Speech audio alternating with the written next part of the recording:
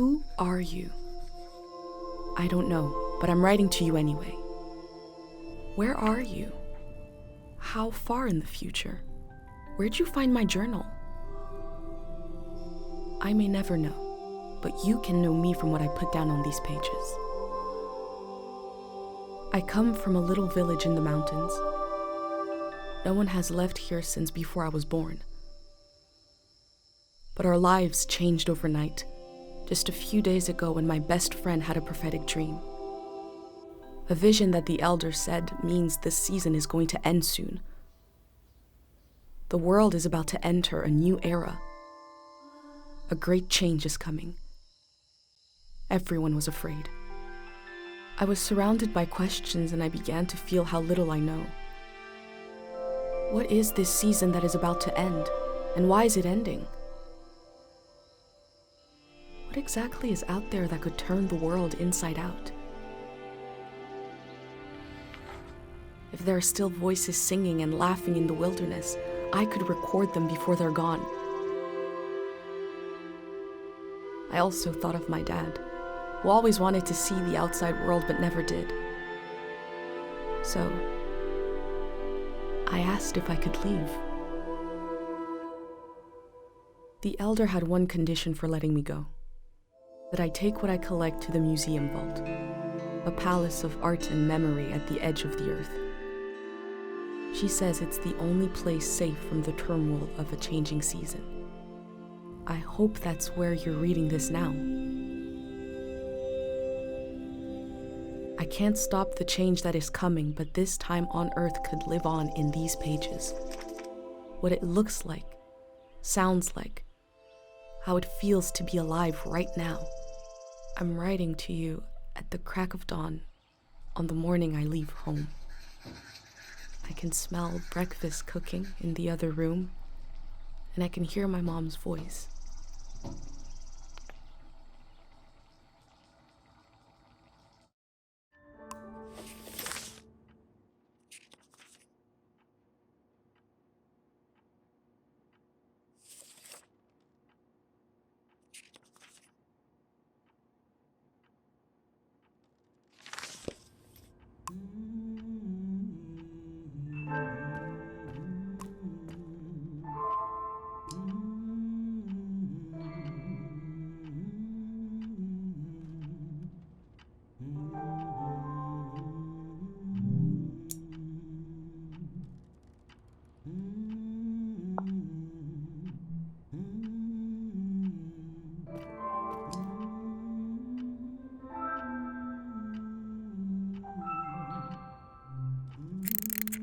Three, two, one. Hooray! Mr. Lotto's here.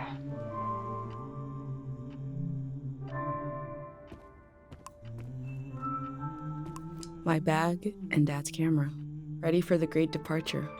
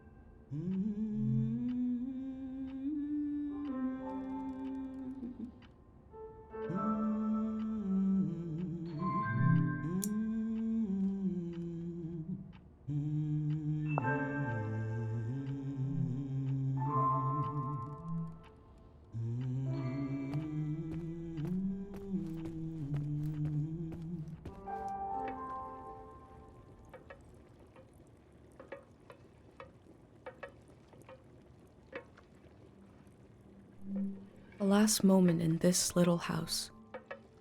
There used to be 3 of us here. My mom and dad and me. Soon it will be just her.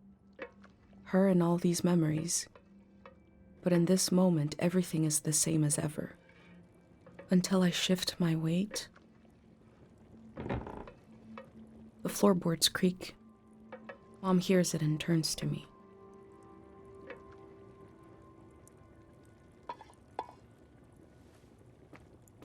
You're up. What are you doing standing there? Time to get going. It's gonna be a beautiful morning. I'm making progress. I found the burner, camera, recorder, travel bag. Breakfast is in progress. Still gotta make a pendant. We haven't used this in so long. Good thing I saved the instructions. Just as you would use a shield to protect your body, an identity pendant protects your mind. Your thoughts, memories, everything that makes you, you. We don't wear them here in the village anymore, but if you're going into the outside world, I'll feel better when you've got a pendant shielding you.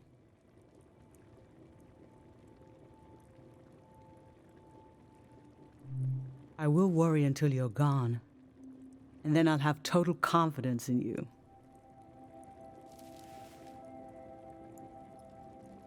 In times of war, a pendant can be used to identify a body. Let's skip that part. Objects have 2 layers, the physical and the mental. The pendant needs to absorb both. 1. Collect a sentimental object for each sense: sound, smell, feel, sight, taste. 2. Feel the sense and speak aloud a memory of the object. 3. Feed the object into the burner. The memory will leave the speaker as it is transferred to the pendant. That means I'll forget the memory after I say it. It's supposed to be painless, at least.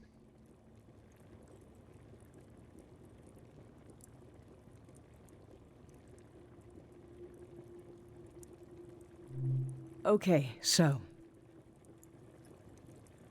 this old tape should work for our sense of sound. I remember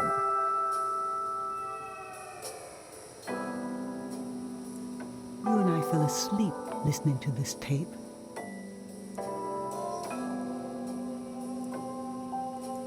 Your dad came home.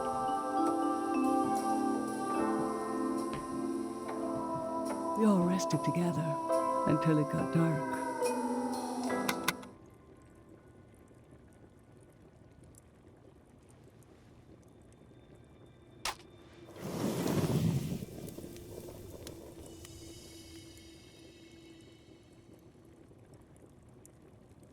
What an odd feeling.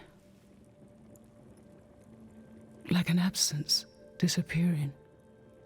The empty space fills itself back in until I forget that I forgot anything at all.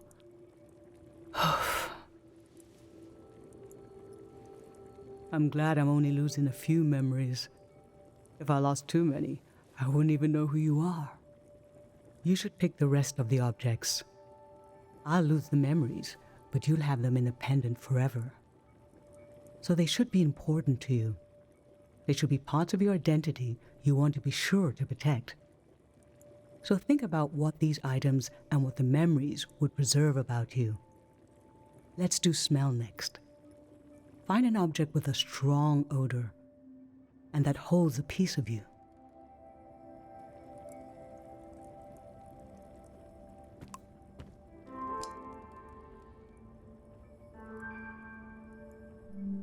Ancient, perfume, sweet. Nothing is ever lost.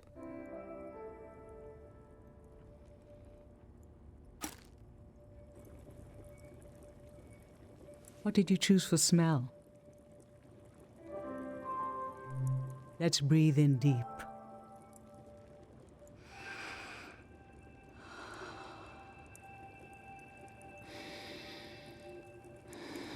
Your dad used to bring these flowers home from his climbs. They only grow high up in the mountains. He was a great climber. He even found us a new source of water. I hoped after he would climb less, maybe even retire, but he always wanted to explore, and the only direction to go was up. Maybe the Elder is letting you leave out of guilt for what happened to your dad. If someone has the energy to leave, it needs to go somewhere. He fell into the Fitz ravine. We never found his body. But doesn't he rest with us at night? Doesn't he appear in our dreams? How can such a human being depart this earth without leaving behind a trace as strong as the flowers would still have their scent? Darling, I don't want to lose this one. I can't lose this one. Can we put the flowers back, please?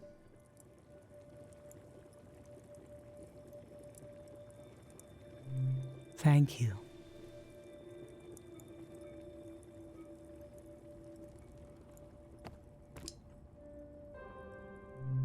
Sweet wax honey. How I've tried to save things.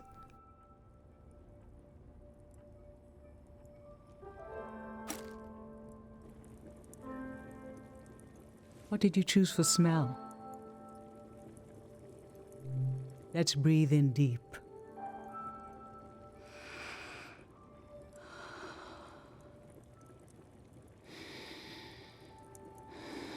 I remember.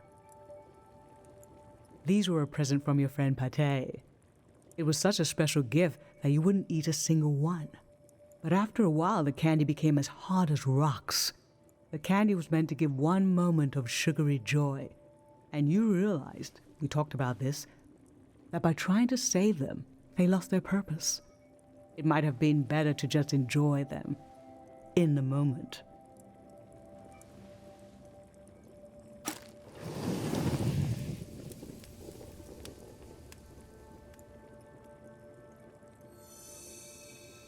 Now touch.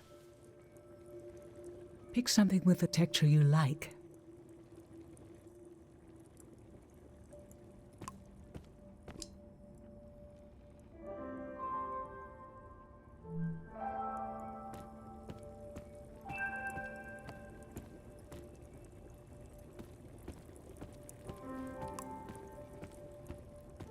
My hand in my own hand. This speaks to how my mom loves me.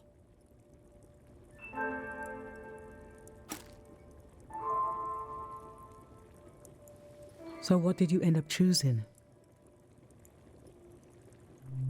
Okay, put your hand in the hand.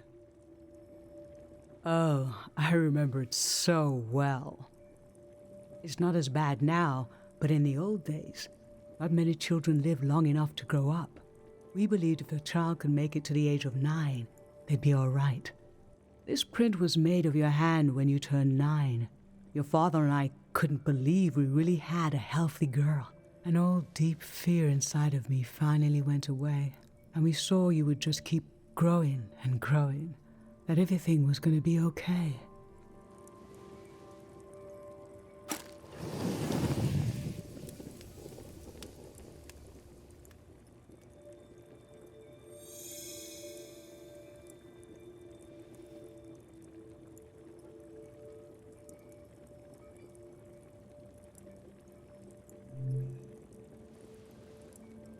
I'm fine. Let's do sight next. Pick something that looks nice.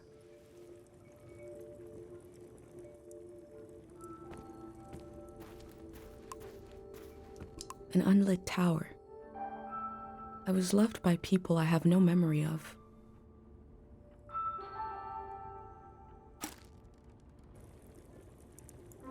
So, what did you end up choosing?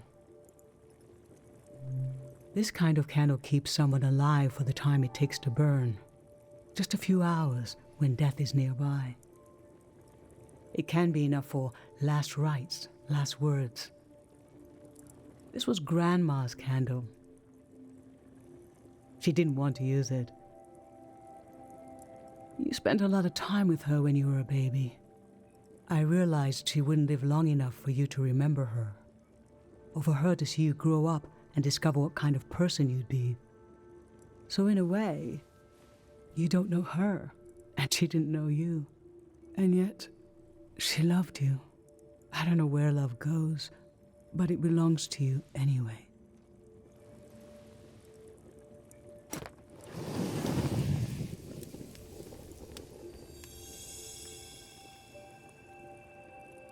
For taste, we can eat breakfast and feed some to the burner.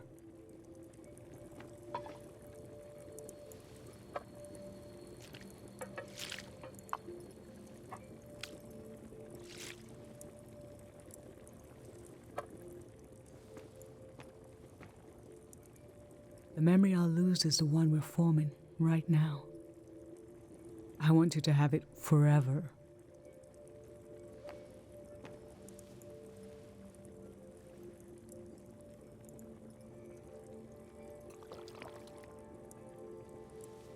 Standing here, you're having a last taste of home.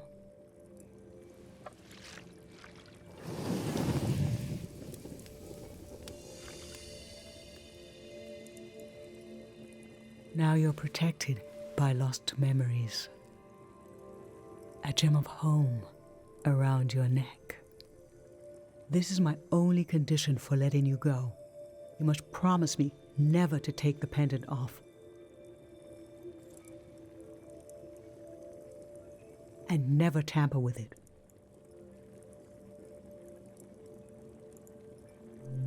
Okay? Then I'm okay with you leaving. I think your camera and bag are still in your room. It's time to gather them up.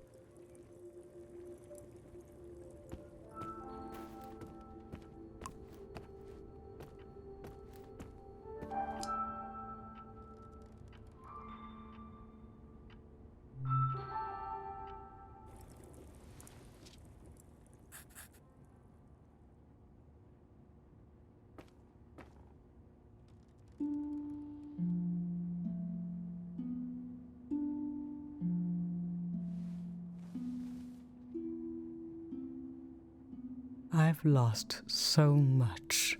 How could the world ask me to lose you too?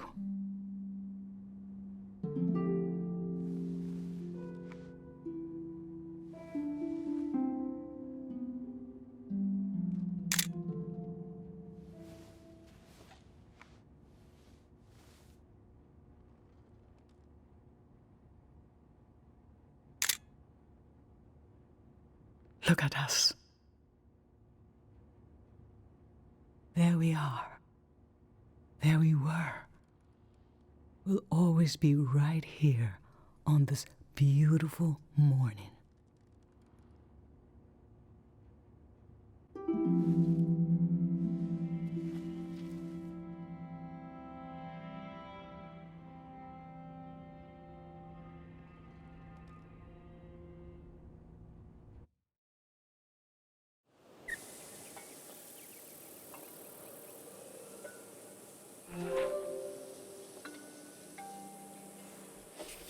I just performed a ritual with my mom. The moment has passed, but I'll record it in these pages for you, for the future.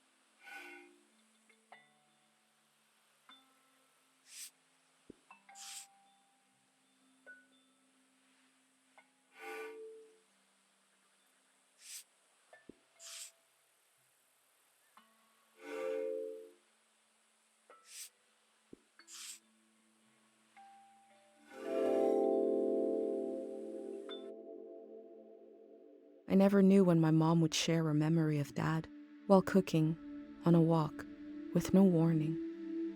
It knocked the wind out of me. Rituals take this grief and give it a shape and a story.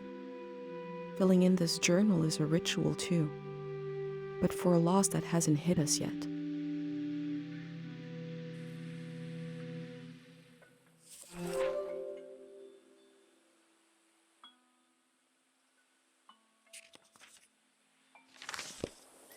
I've brought tools to record the sights and sounds of this season. I'll start by recording the only place I've ever known.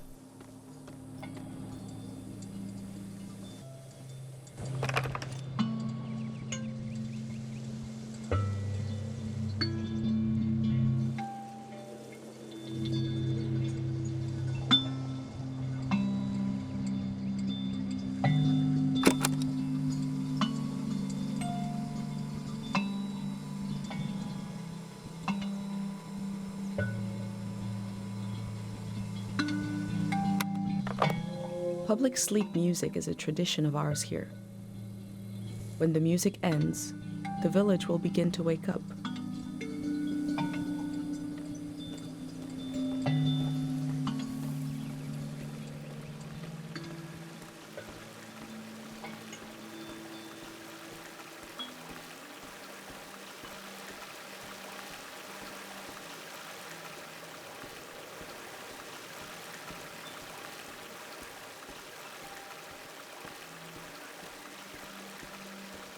Last night there was a goodbye party here in the plaza. Everyone was so afraid for me. To understand that fear, to understand where I grew up, you have to know the man standing watch over the plaza, Dr. Fumio.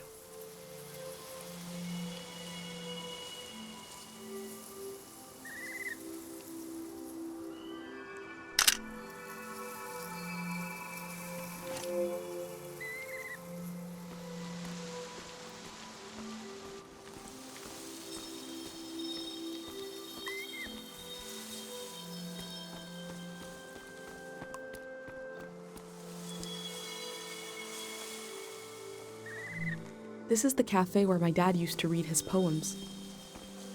He wrote one for me. Maybe he wrote it for you too.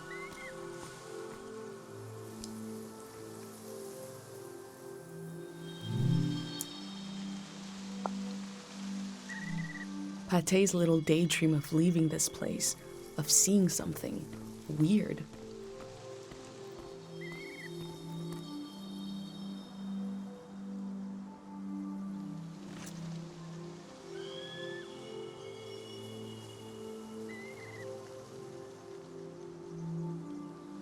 Dr. Fumio said the dream sickness was caused by something very powerful.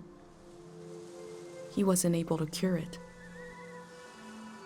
Dr. Fumio and his son founded Cairo back in 776. They live on through our traditions.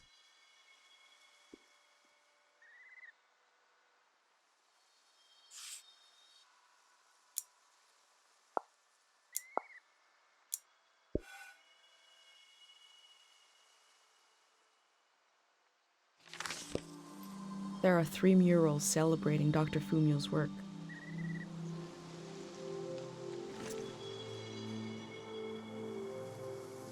Cairo Village is nice if you're a child or an old person. But for those of us in between, I need to leave.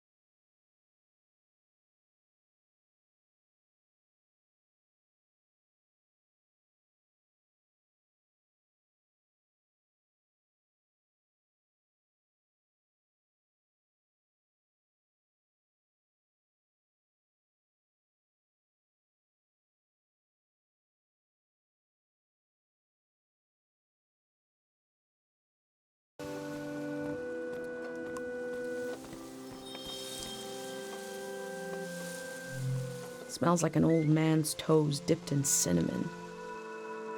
I had to drink this gross potion last night. Like my pendant, it's supposed to protect my brain.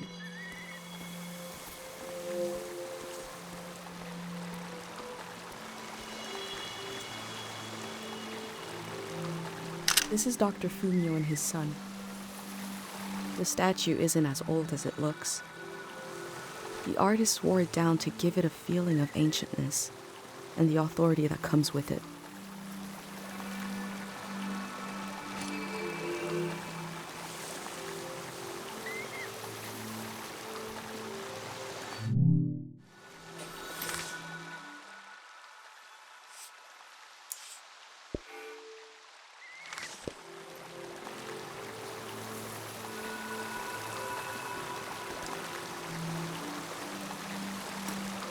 Pate loves fish, even though nobody here has ever seen one.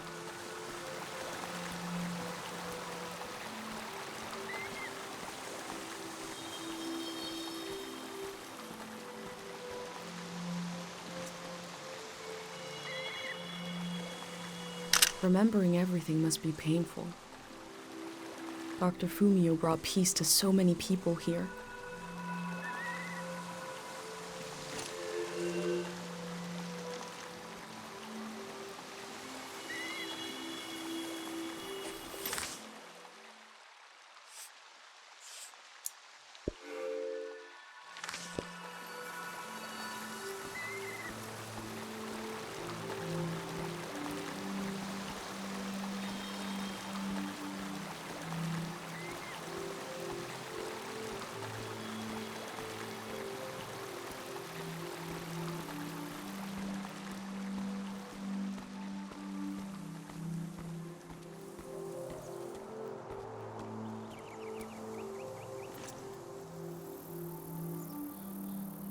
The elder sought out Dr. Fumio to cure her mother, who was suffering from time misperception.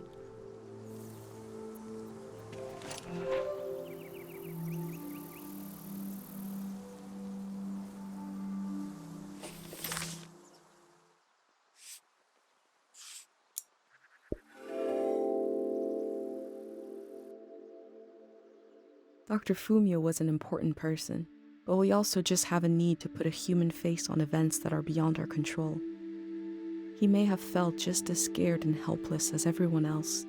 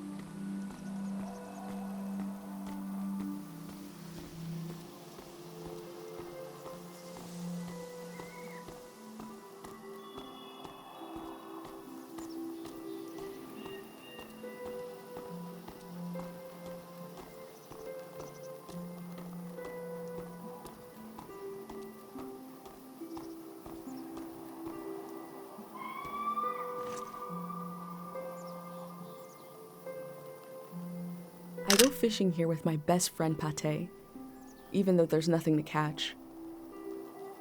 We both appreciate the silence.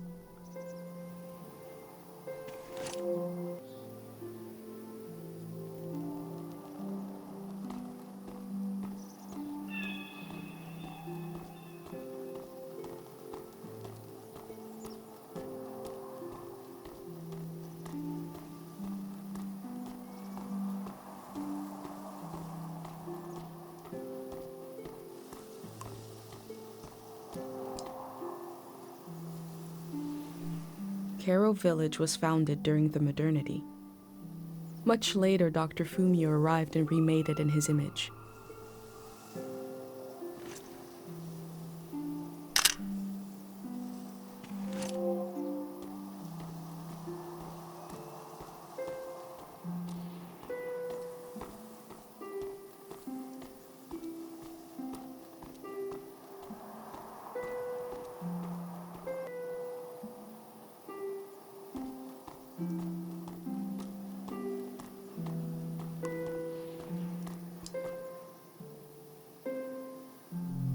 This flower means you're in my thoughts.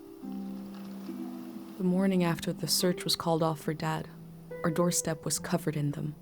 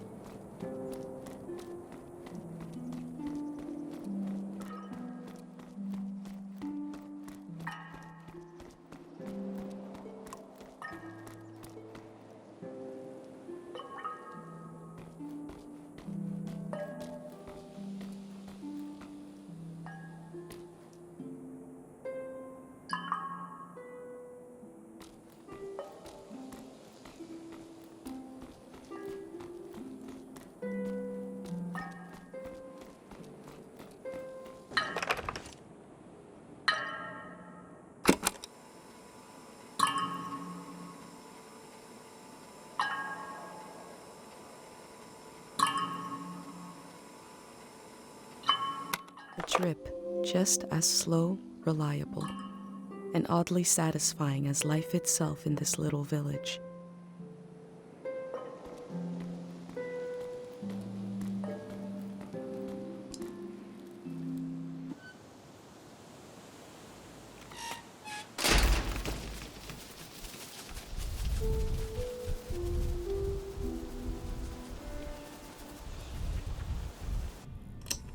Is it recording? Yes. Okay. How to leave home for my daughter.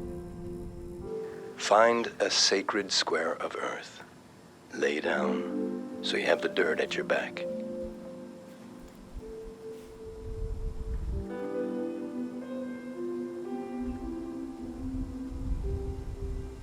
Close your eyes.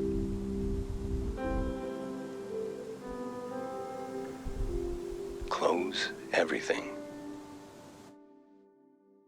Do you see for yourself? You see for the dead, for the unborn. Do you listen for yourself? You listen for the dead, for the unborn. Your ancestors are in that dirt. All the living and all the dead are holding you up. Now, stand. They're still there, aren't they? It's time to move, to entangle yourself everywhere with everyone. So the next time you lay down in the dirt, you will have so much more to tell them.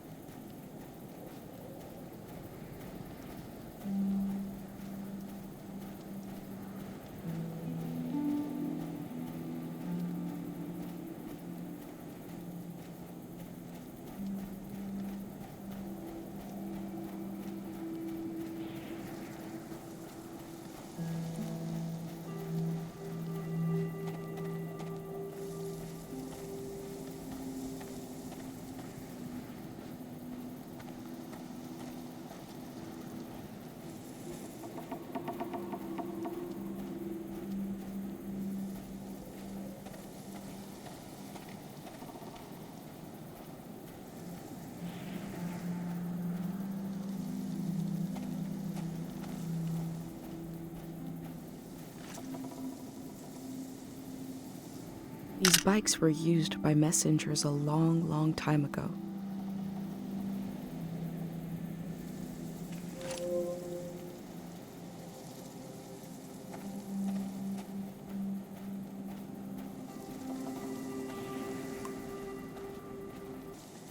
Pate fixed up 3 bikes instead of 1.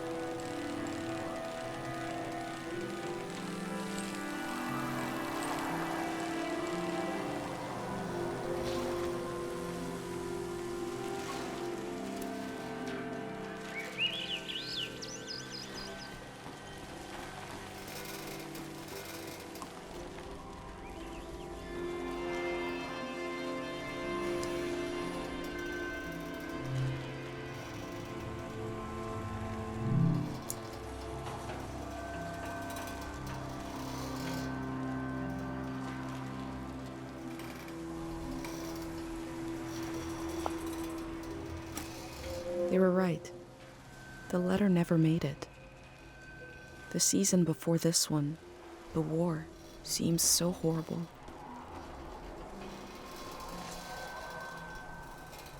Most of what I've seen from the outside world probably arrived in a cart like this.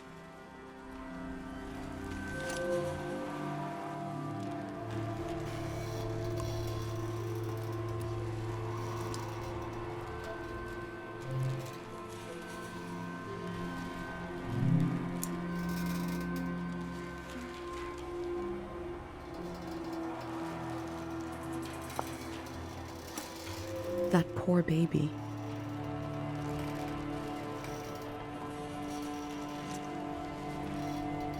In the village, these cranes look like little creatures, grazing.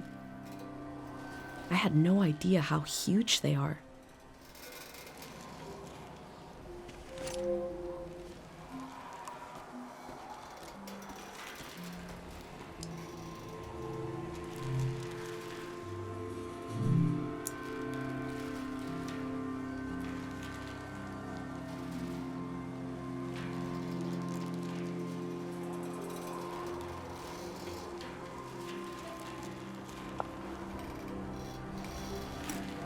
Before setting up in Kero village, Dr. Fumio roamed the land curing people. It must have been hard when he wasn't around anymore, especially for people who couldn't travel to the village.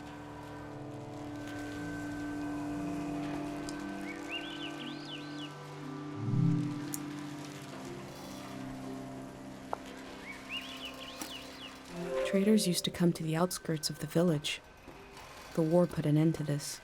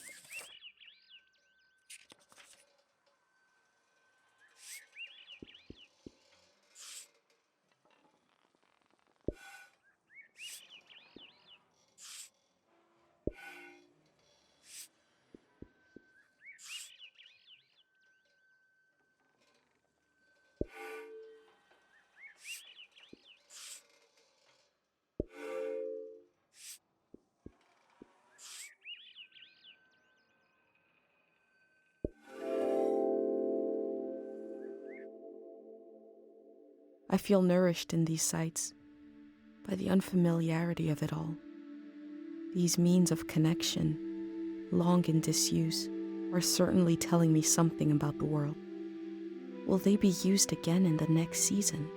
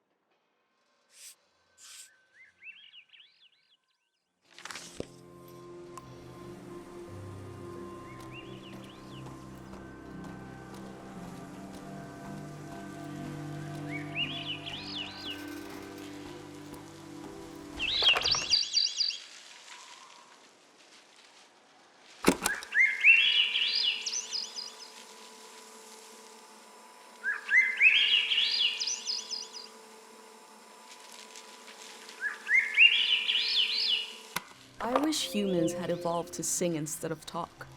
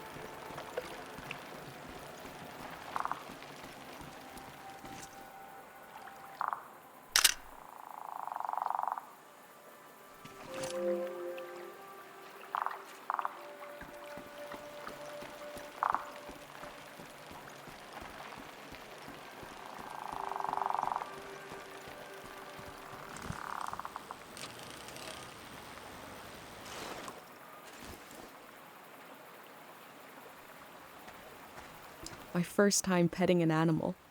I think it went pretty well.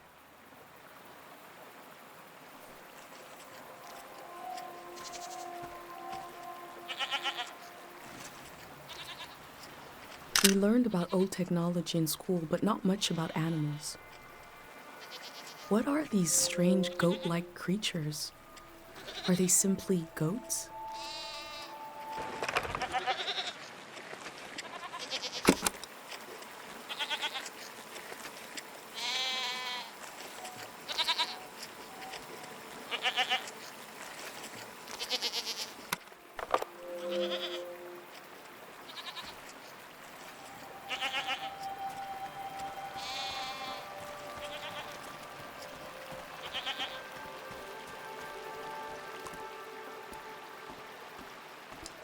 That time it felt off.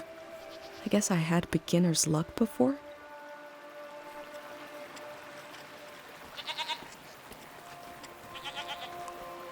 Okay, now I got it back. I'm in control. I can easily pet certain four-legged animals.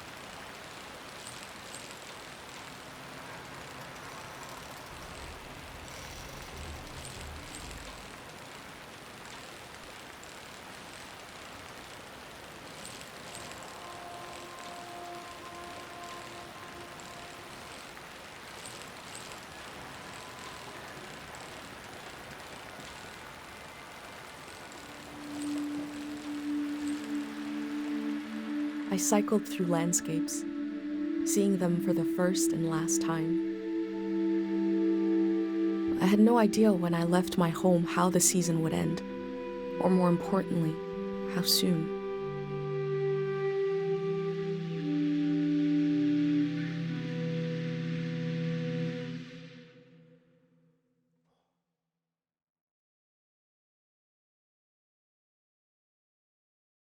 On a cold, damp day, I feel true loneliness for the first time.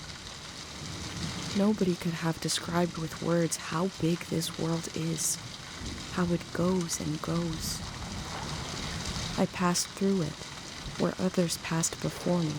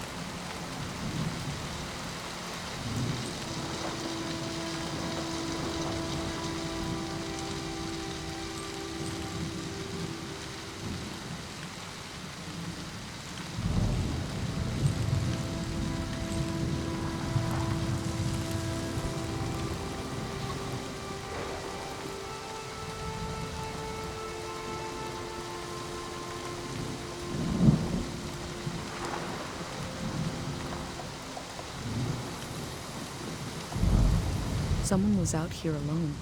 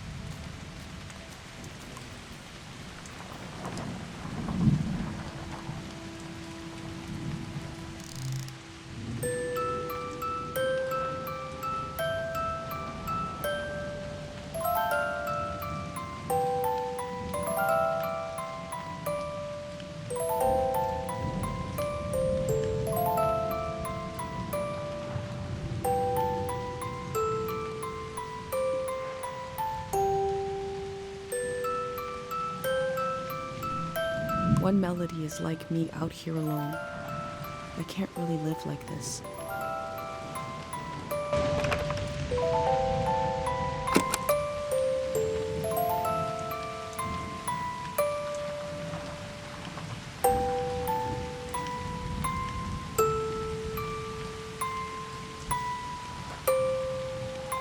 I have a feeling they use these music boxes to fall asleep.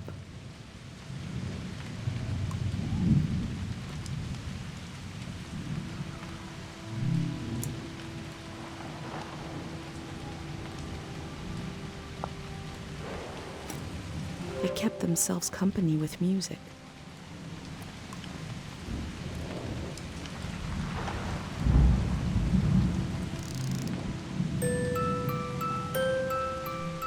Two voices is like me and my mom. We can survive, but eventually you need more.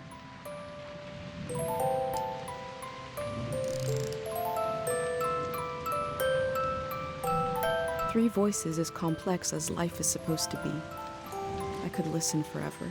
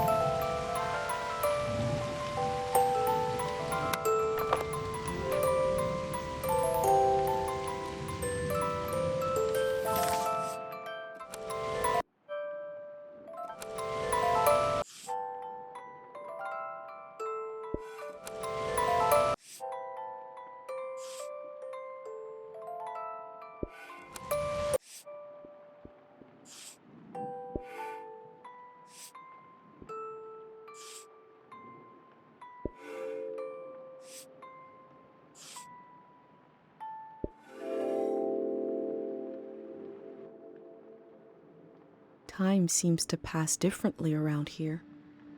I feel so heavy and so light at the same time. I'm not really alone. I'm with myself. I'm with the earth.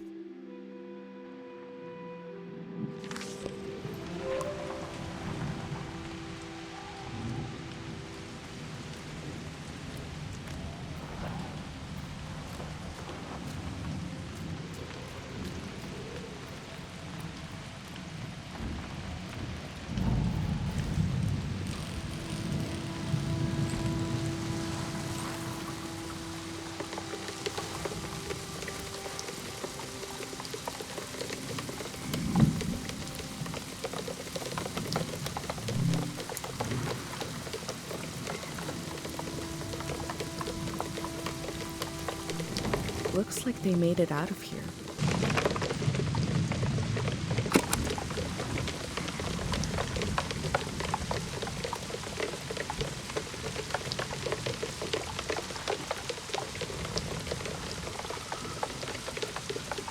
When I was a kid, I heard voices talking inside the sound of rain.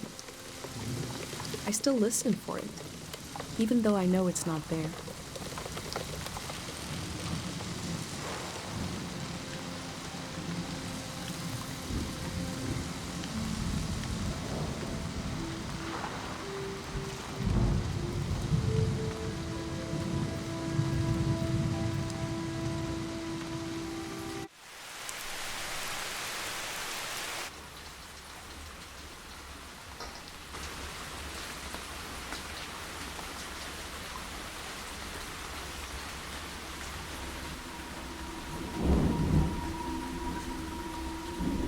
In the empty places, I found companionship in the tapes I recorded before leaving home.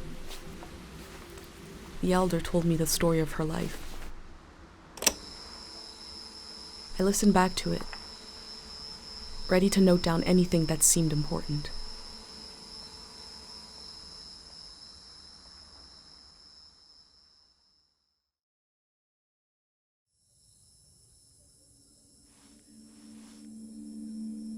Let's set the scene for the listener, whoever that might be. This is the elder speaking. We're sitting in the plaza, saying goodbye to a dear soul. We're here to see if there's anything useful in my mind that could help you on your trip. A century's worth of memories, dreams, fantasies, visions, like a big, old, haunted library. When I die, this library will burn down. But which book should we check out first? I don't have all the answers, but I do feel the story of my life could help you understand what kind of world is out there.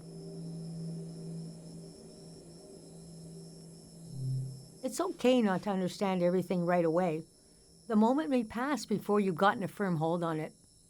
But as long as you're there to witness it, to take it down in your journal, you and others to come will someday take the time to make sense of it all.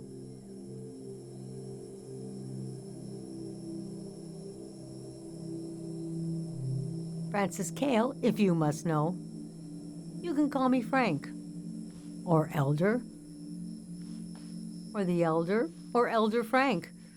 You know, whatever. I don't care.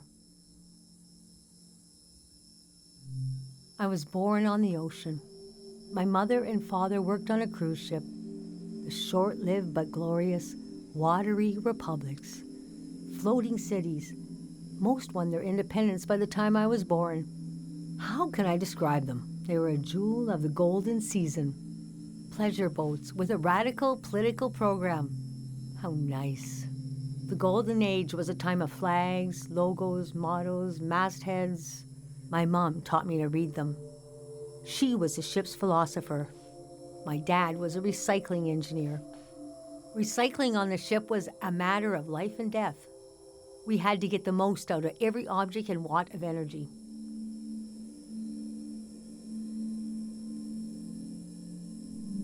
My grandparents played with the past. They changed it like we change our wardrobe. So it was a different answer every time. But they often said we were exiles of some kind. Exiled royalty from a secret lineage, blood that glows in the dark. Or we're exiled from the mouth of some great leviathan. When they were older, they just said, we're from here. We're from right now. I loved the way the ship would tilt and roll with the waves, especially as I fell asleep. It was so comforting. Picture me as a kid in bed, feeling the swaying of the ship. It was like being rocked to sleep as a baby. I loved exploring the ship too, wandering through the suites, the swimming pool, the game rooms, and there were 2 dance halls, a large, elegant one and another one in the basement. A lot of my firsts were down there, my first dance, my first kiss, and so forth. Our ship was taken over in the early days of the war. That was the end of the watery republics. I heard the dance hall in the basement became a weapons cache. Took me half my life to say goodbye to the world I knew in my youth. Imagine me and my parents and everyone I knew being escorted off the ship by a company of soldiers. And I'm thinking, I hope they don't make a mess of my room. I was embarrassed by the younger kids who were crying their eyes out. But they knew, I guess.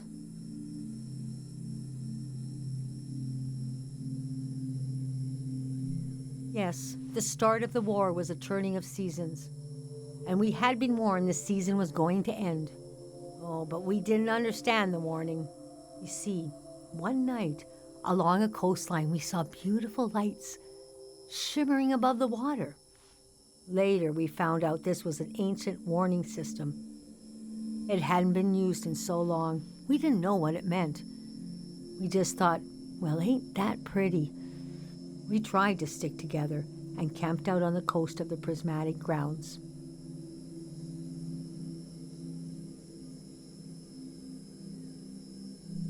I thought it was all temporary. I couldn't see how things would return to normal, but I was sure they would. Aside from that delusion, I was okay. Are you sure you want me to keep going? The story gets darker from here on. Okay, so conditions in the camp were getting worse. My mom got lost in thought for long periods of time. She'd be completely still for hours, days even. We realized she caught, well, now we call it time misperception disorder. It's when you lose your ability to tell how much time is passing. A minute can feel like an hour. A day can pass in 10 seconds.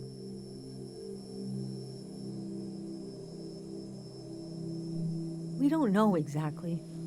Our consciousness is delicate. There are minerals and sounds that can adjust it. Dr. Fumio's greatest fear was that someone would use this as a weapon. We heard about a traveling doctor who could cure these kinds of diseases. I decided to go find him. I found out his name was Dr. Fumio, and he traveled with his son Lucio. People talked about him like he was a god.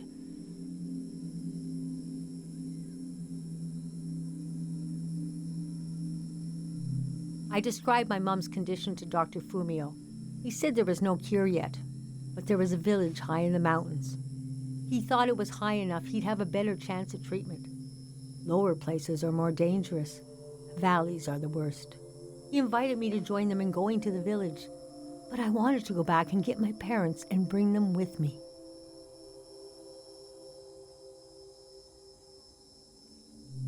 Yes, our Caro village. People thought it had been destroyed, or was a myth, but Lucio had a vision which showed us how to get here. I packed my things and got ready to leave the next morning. That night, my mom came to me in a dream. She was standing in a field of flowers. I'd grown since I last saw her. We were the same height. She pressed a finger hard into my palm. She taught me well. I knew the meaning of the gesture. I knew no matter what I did, I'd never see my parents again. In the morning, I told Dr. Fumio I would follow him to Caro village. The next few weeks were very physically tiring, hiking, climbing. And when we found the village, building, planting, cleaning, Fumio brought sick people from all over the world, and they got better. The treatments worked. Everyone was healing. So why couldn't I? One day, we got word the war was over. We never found out how it ended. It was like peace just swept over the earth in a split second. There was a party in the plaza to celebrate the end of the war, but I couldn't bring myself to go. Yes, it was over, but it had taken my home, my family. That night, as I was falling asleep, I felt the bed tilt and sway gently, as if it was being tossed on the waves of the ocean, as if I was back in my bedroom on the ship. As if I was back in my mother's arms, being rocked gently to sleep. I knew I was finally home, and nothing could hurt me.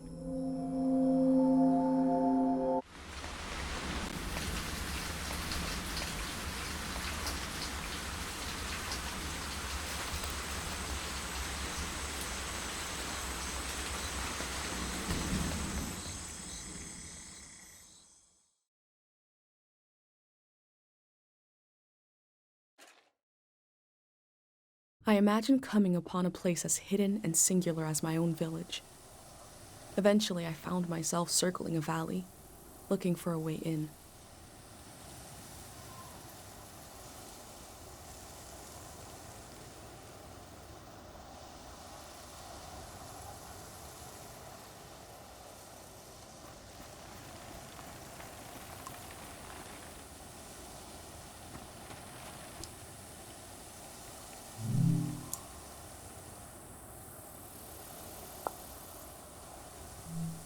This valley is asking people for a visit. I should oblige it.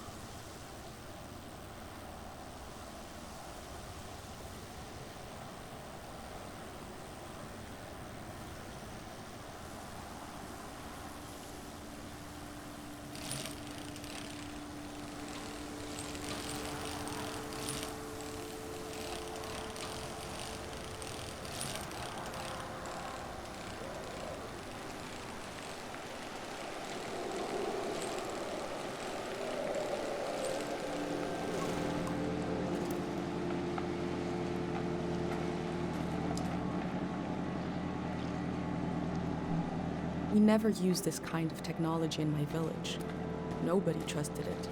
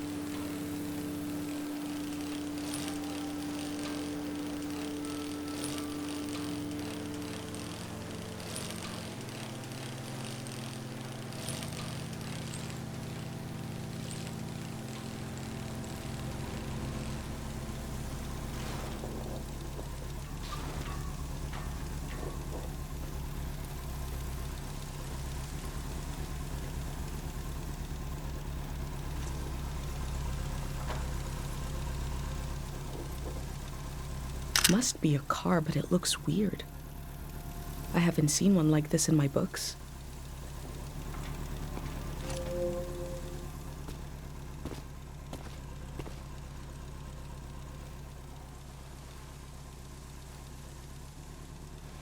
Oh. The valley. One second.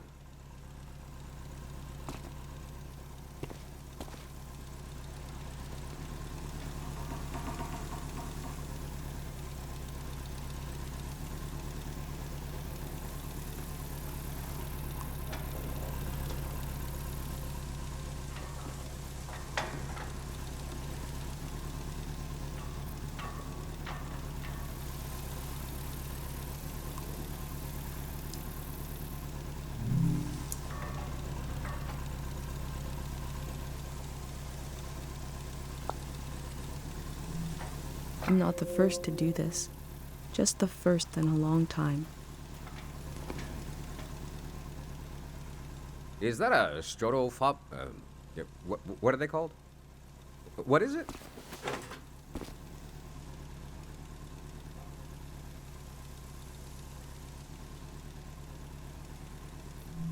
I love old gear like that. It's getting more and more rare. I had a camera, but it broke. Not that interesting of a story, I guess. What are you doing here?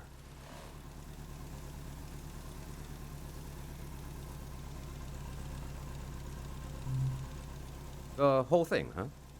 You're young. You got time. What kind of stuff are you recording?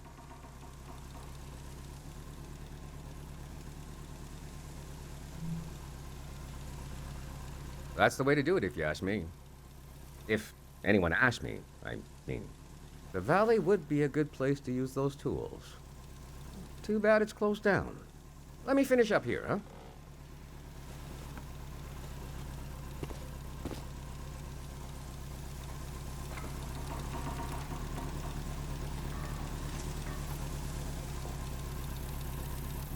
The elders said that people were exhausted by symbols after the war.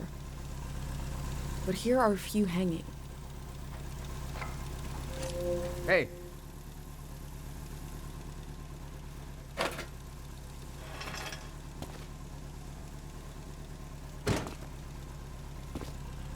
This was like a second home for a while. That was fun earlier when you showed up. And I was carrying the cardboard man. You were like, who are these guys?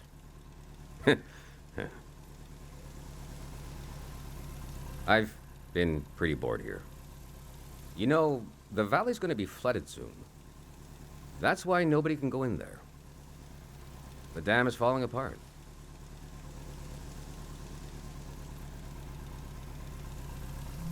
It's too old. There's nobody left who knows how to repair it. We're taking it down so we'll know when it'll collapse. It gives us time to evacuate everyone.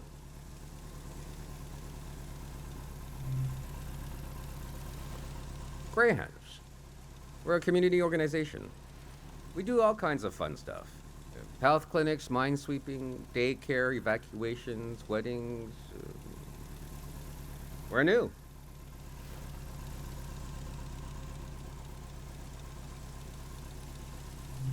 It was supposed to be because we're helpful yet neutral. We took a vote and decided to change the name, though. We want something more friendly sounding. I'm excited to find out what it will be. We're trying to get new things going. But it's hard. The past really has a tight grip on people. Doesn't feel like a fair fight. So we're trying to... well... anyway. It's funny. I stood guard here for a week, and I've only seen greyhounds like myself, and valley people on their way out. But now I see you, and you're like a... new element, or something. I've never met anyone doing what you're doing. And we greyhounds gotta support new things. So... I'm not supposed to let anyone in. How can I? Jeez. I think you should go down into the valley and take a look. Gotta try something here.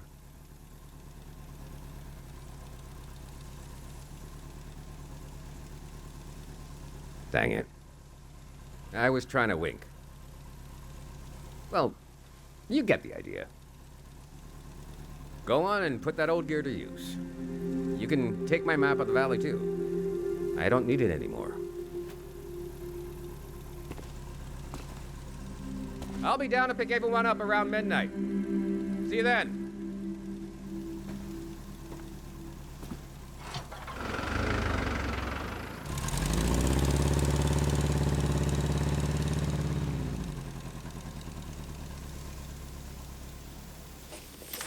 I met a greyhound. He let me into the valley. I think he wanted me to record what the greyhounds were up to. And he gave me a map. The assembly point seemed like a good place to start.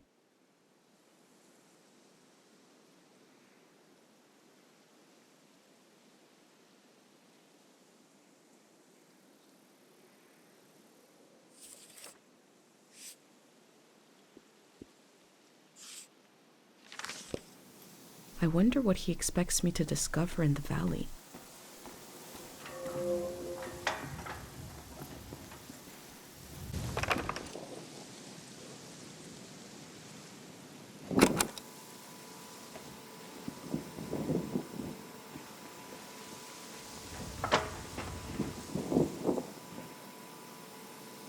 The elder didn't think I'd see any flags.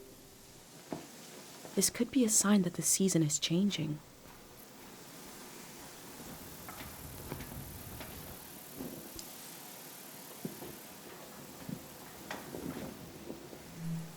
I'll think about what kind of visitor I want to be.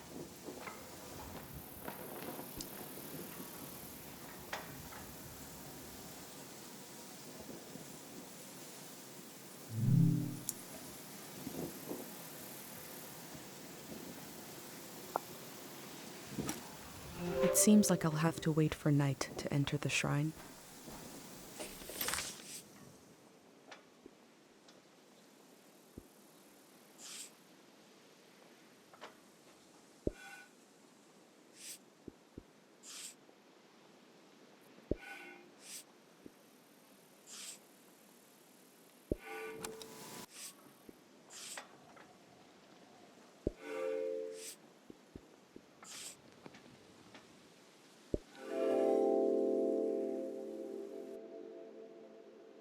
The elder warned me about valleys. She said they were dangerous. I feel a dulcet tension in the air. I enter to see the moment between seasons.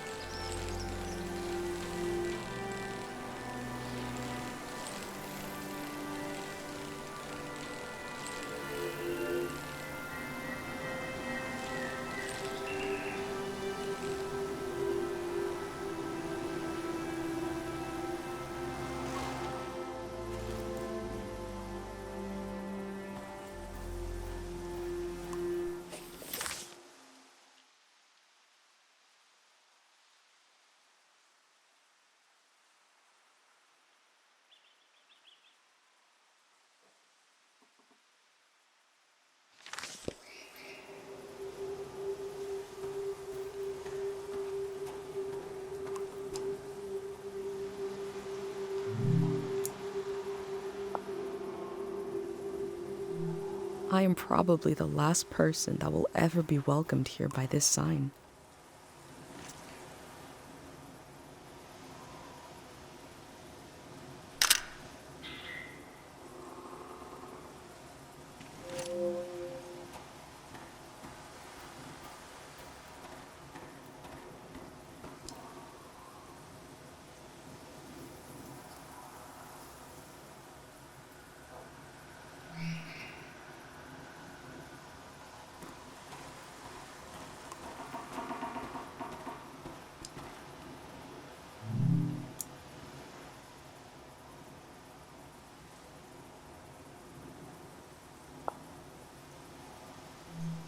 The elder told me there's very little information about the years before 500.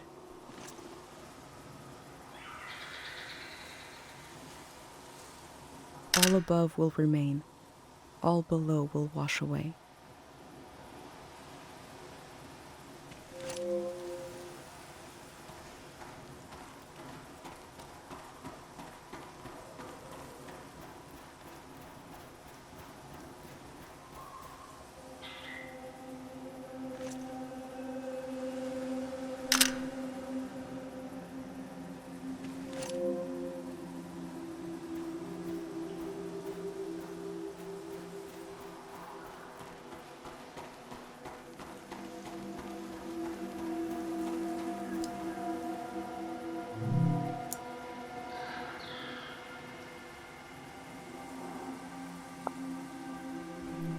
I have wondered about the lives beneath unkept graves.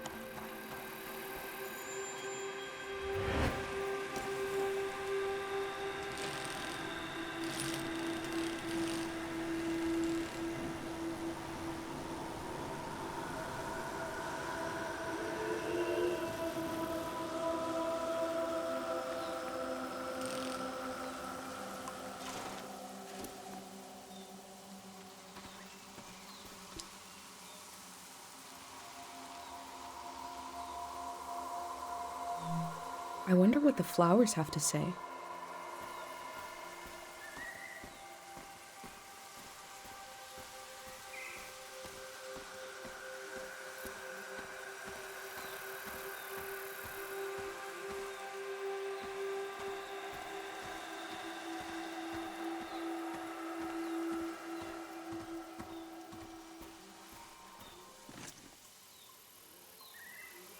All the rituals for the dead in my village require the body, so we couldn't perform them for my dad. But I can make my life a ritual for his memory.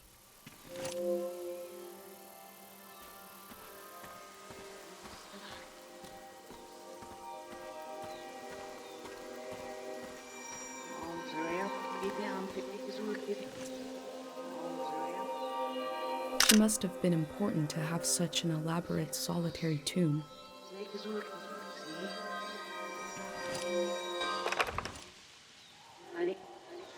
God of sleep, I've been gathering harpic, and I've been gathering courage. If my big prayer is wrong, if it goes against divine will, please spare the people of this valley. We're so desperate for peace. Memory told over and over again.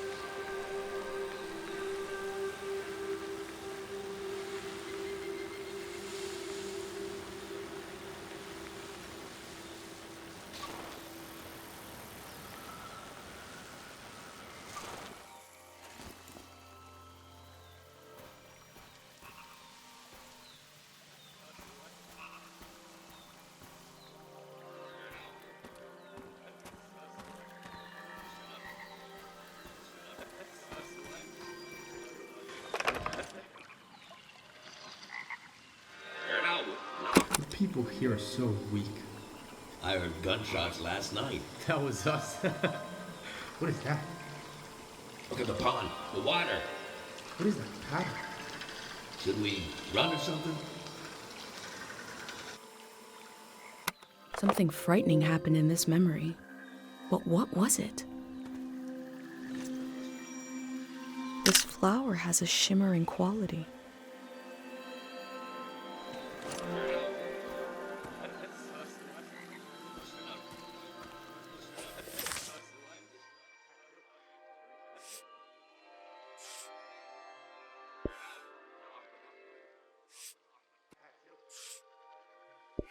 People.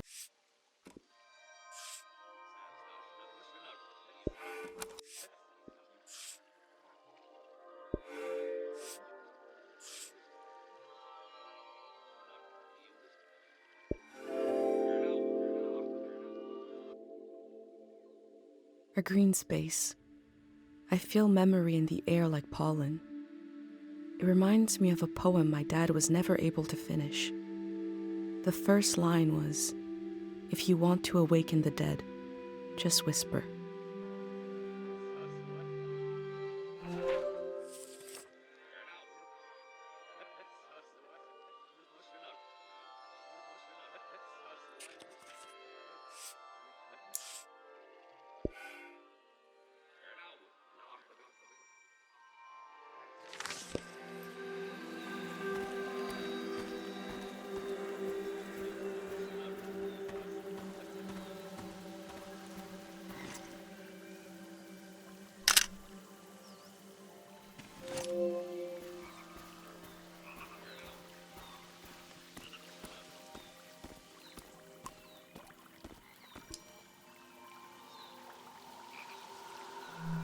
These metal animals are looking up, expectantly.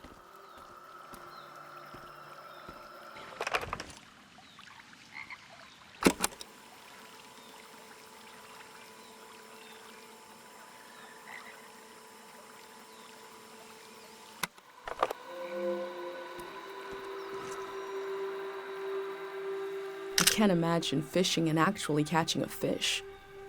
Too scary.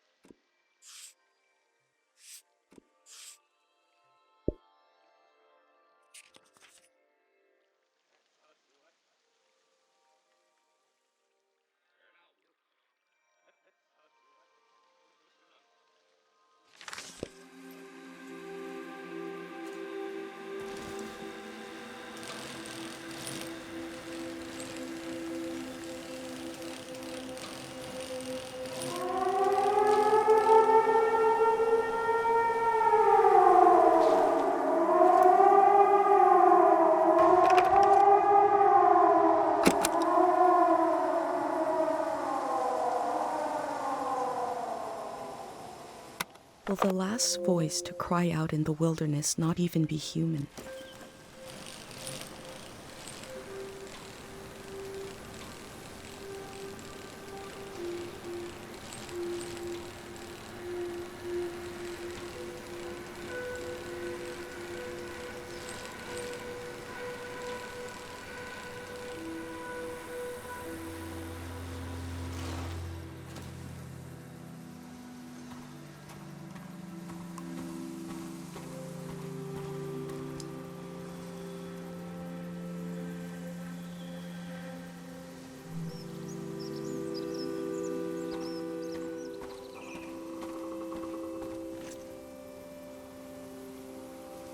I never learned about this technology in school. Could it be emergency rations from the war? I will leave it alone.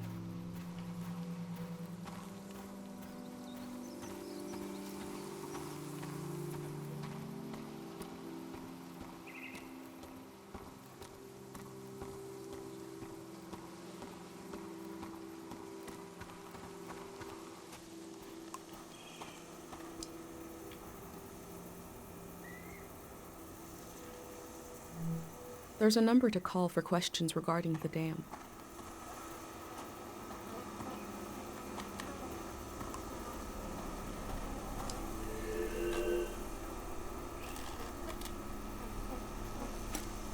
There must be a lot of people going to the city if they need to keep track of them with cards.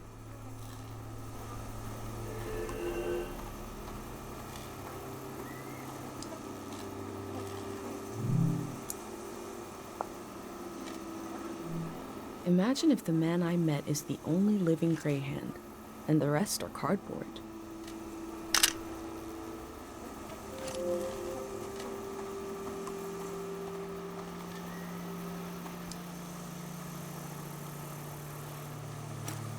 The greyhounds want to end this season.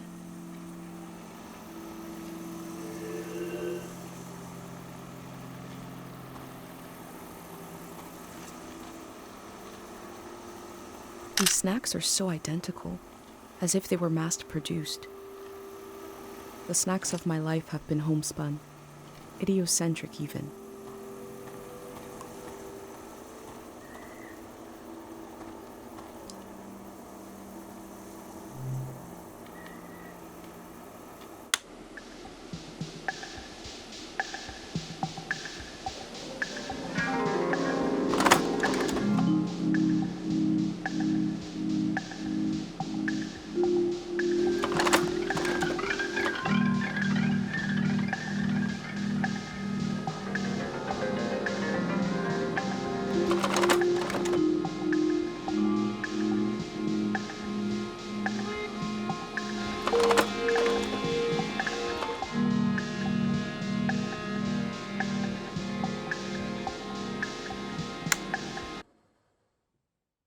They say they're going to build the next season. How?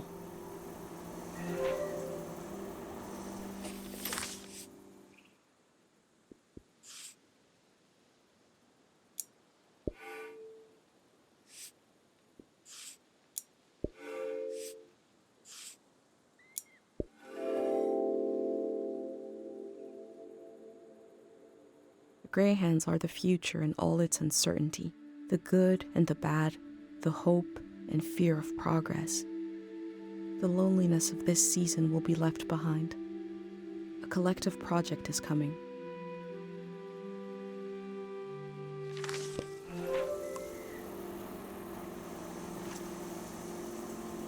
A flimsy blank wall to project images onto.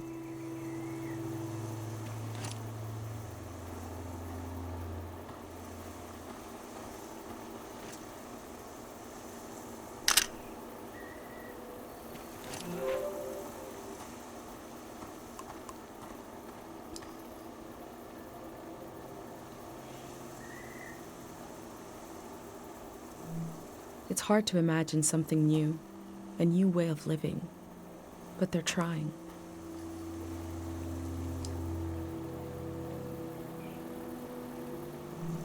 The elder also said low places are dangerous. The city is high up like my village. Maybe it is safer.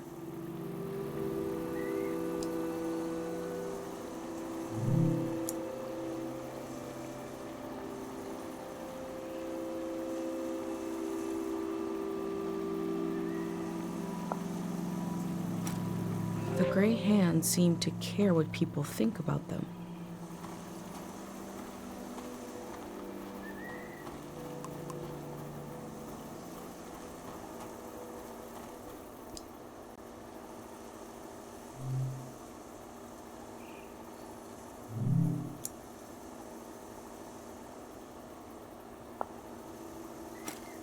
There seems to be suspicion about the real condition of the dam and why it's being taken down.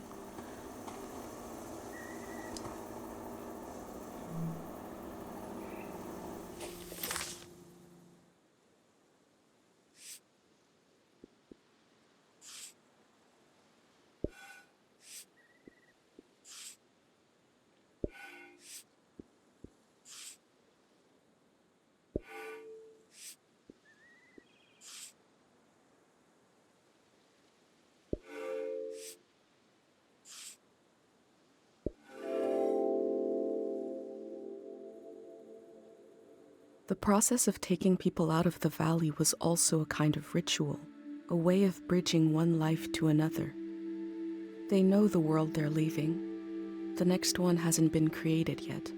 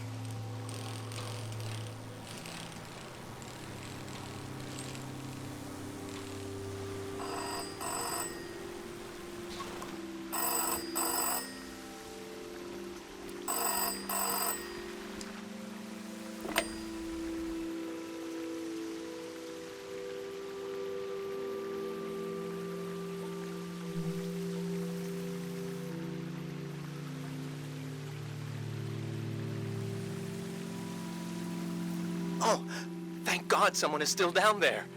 I've been trying to get a hold of someone for hours. Ah, thank you. I forgot the Day Zero materials. You know, the visual literature, the warm bath of ideas? I left it at the dig site. It should be sitting on a barrel with a fruit sticker on it. Oh, wait! Hold on. I forgot to do the secret password. I don't even know who you are. Is it too late now, you think?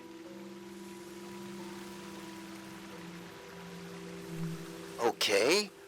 What day is the day after tomorrow?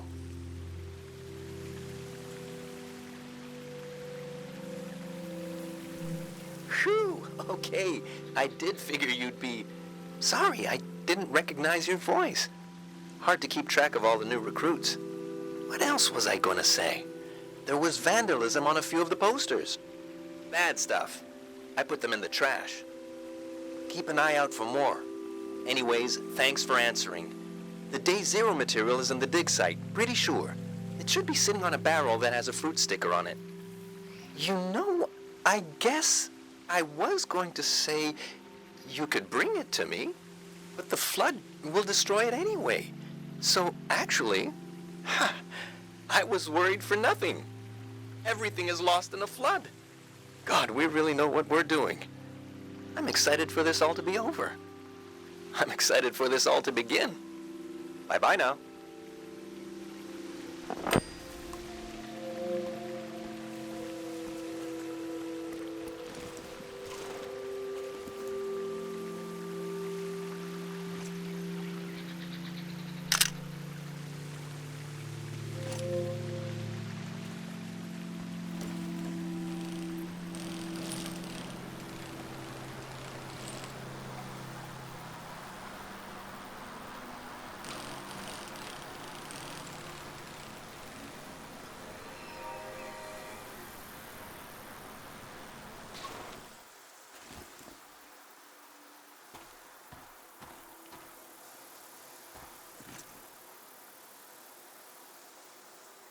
The faded optimism of a sweet treat makes me feel sad.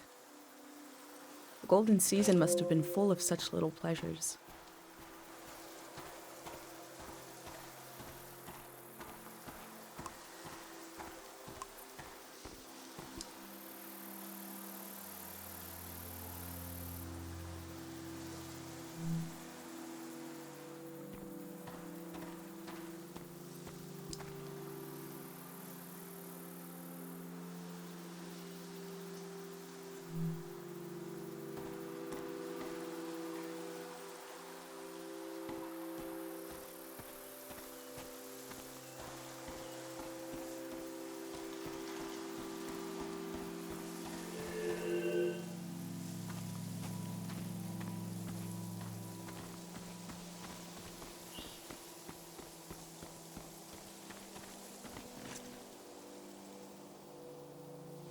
They left so much behind.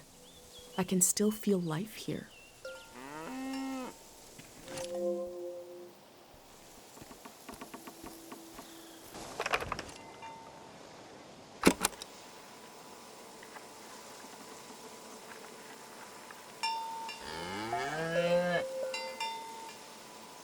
Is that your name on your collar? Let's see. You are Madrigal.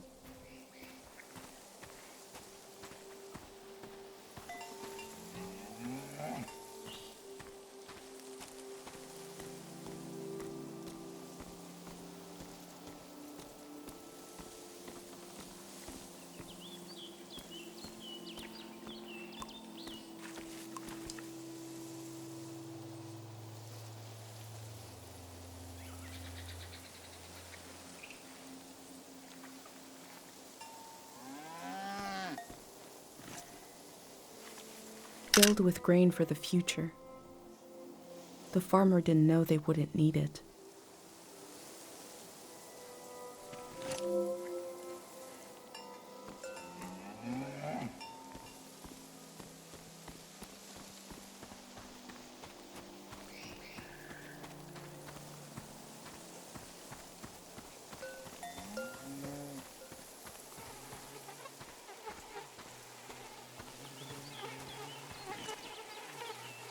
And you are Mata.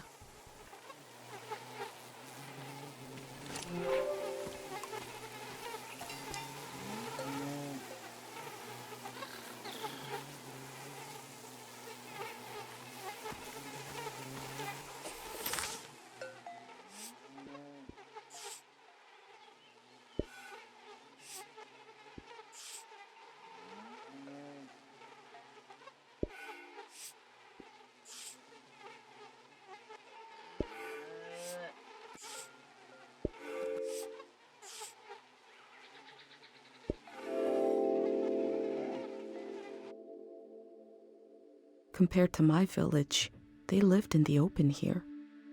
They lived on the land itself. I hope in the future, at least some people are still living like that.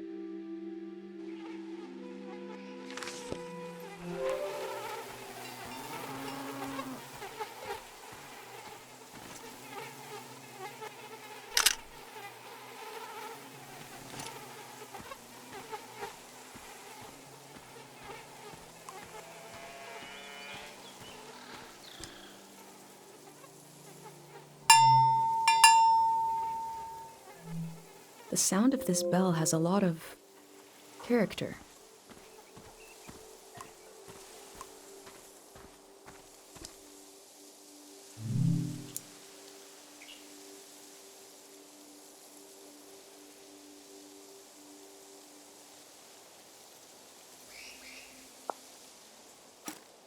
These people had to leave so much behind.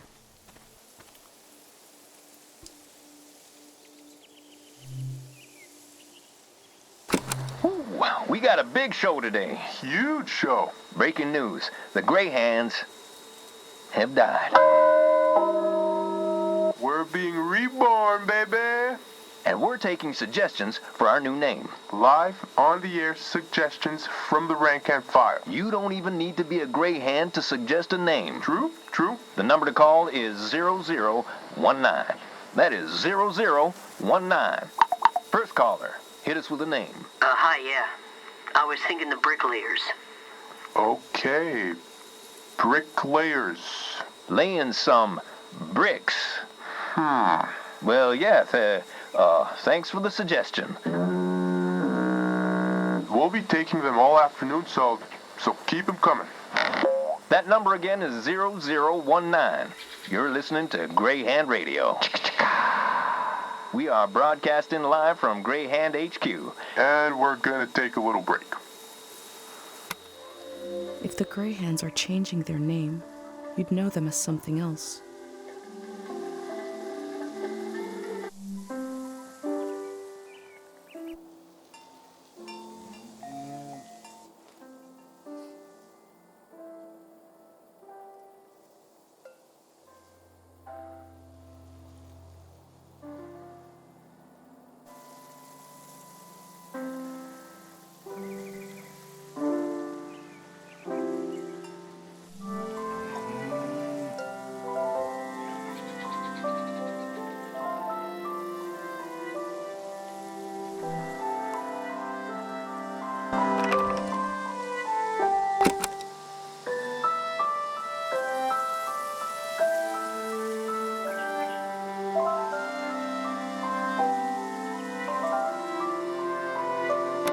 heard this tune before, on my journey here.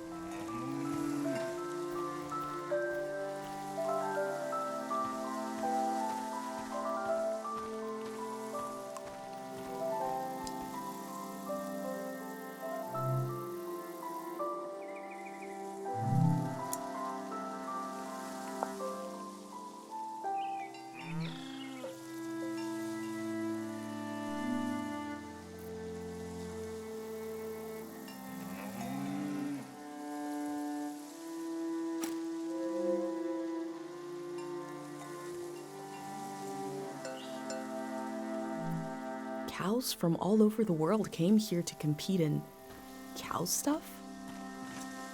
The golden season seems like such a different world. Some detailed embroidery from the cow festival. It'd be nice to learn more about this.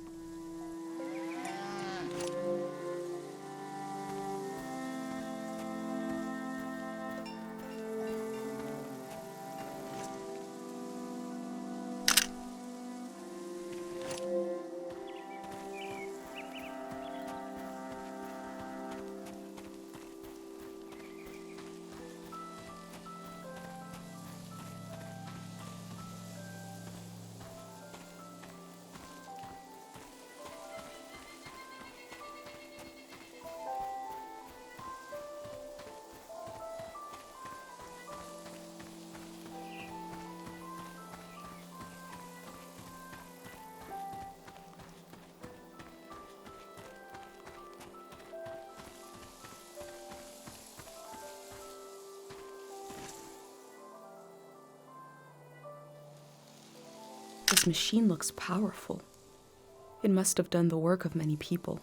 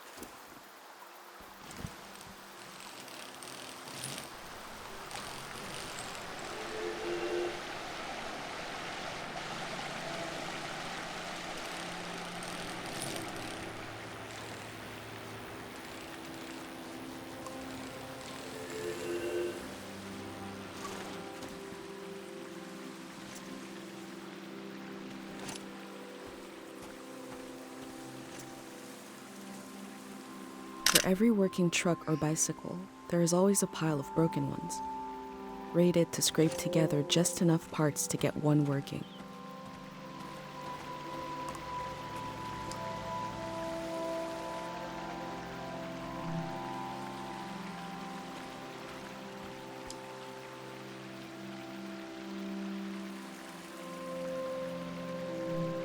I wish Pate could call this hotline to talk about his heavy dream.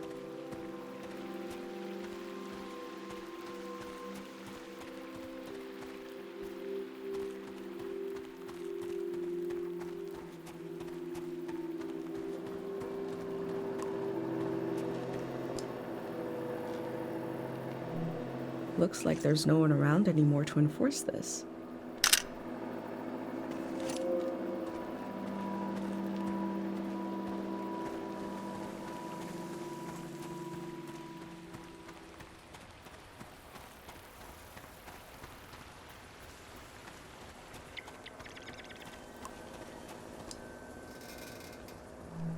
These signs are so demanding. I can't imagine them in my village.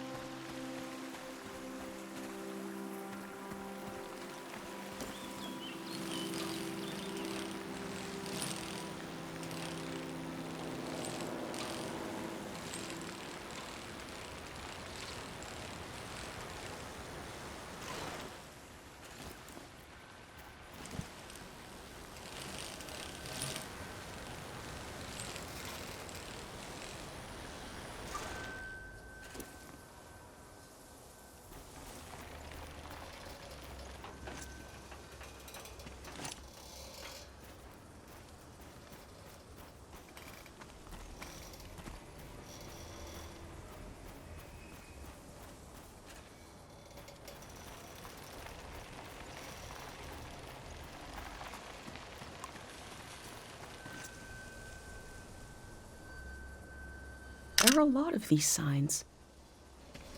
They must really want to keep people out of this area.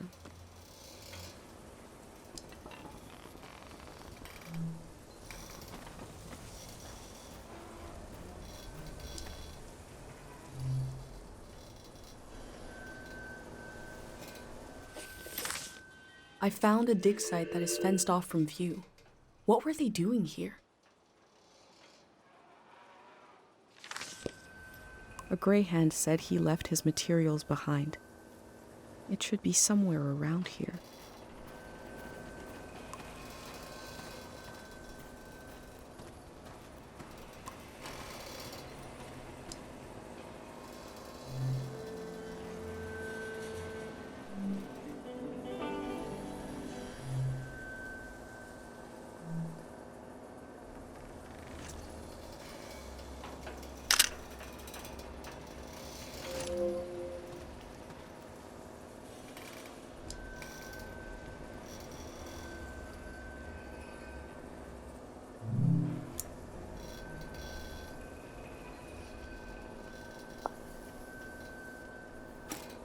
They look relieved to have finished their work.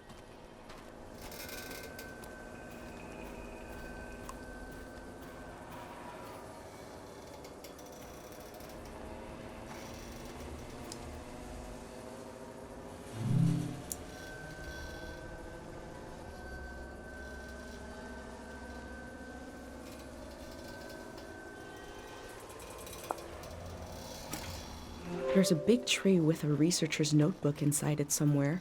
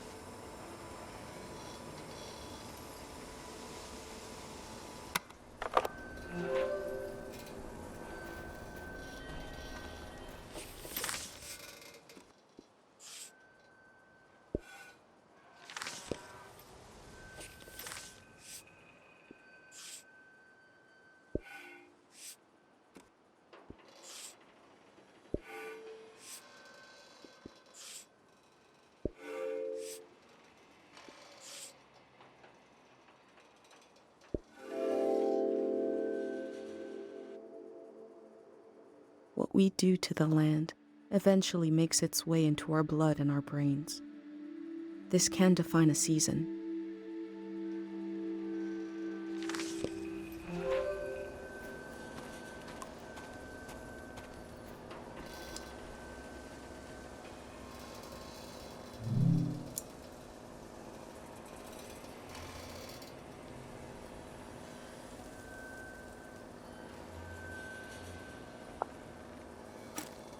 The work at the dig site has something to do with Day Zero.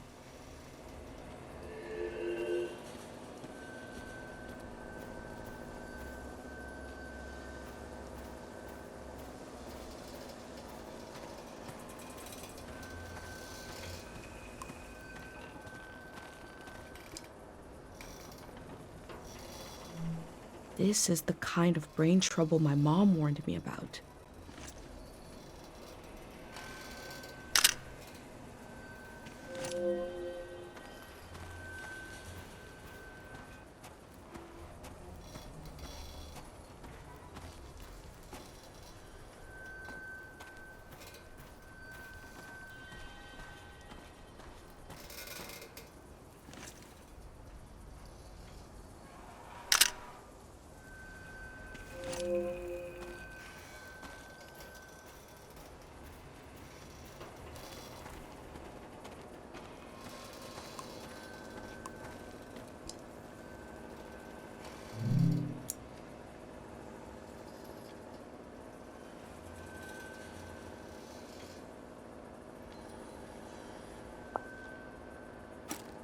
Memories and emotions condensed into a mineral.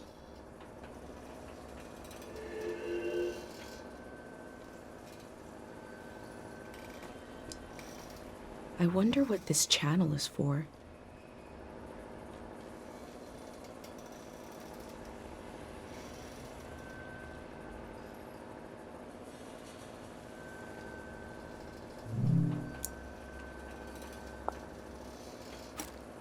They must have already shipped out all the Harpic they need.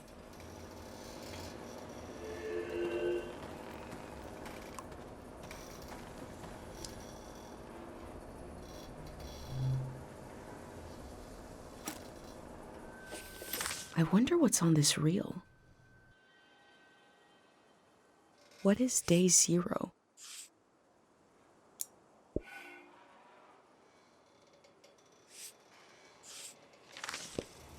Maybe I can find out more about it.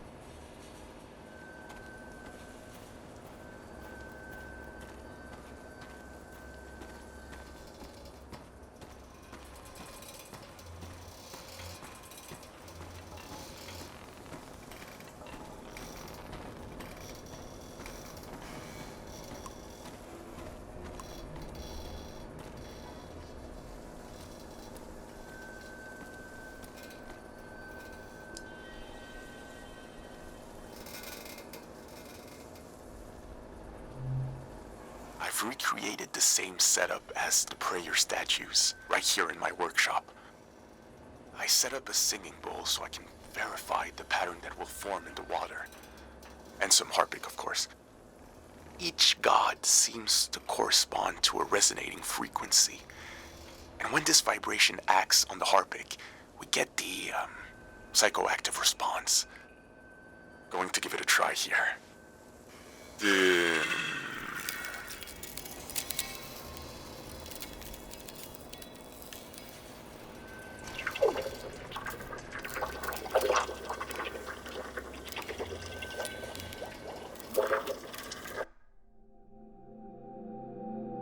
I remember watching my dad make shadow puppets on the wall. Felt strange because I could see how it was done. I could see the trick of it, but it still felt kind of magical.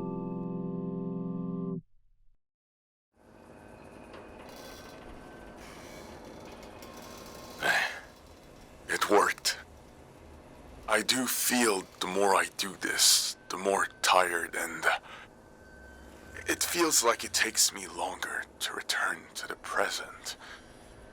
But now I have some control. I face the question of how this mineral affects the soil. I still have a lot of work to do. That's all for today. A mineral that can affect the mind.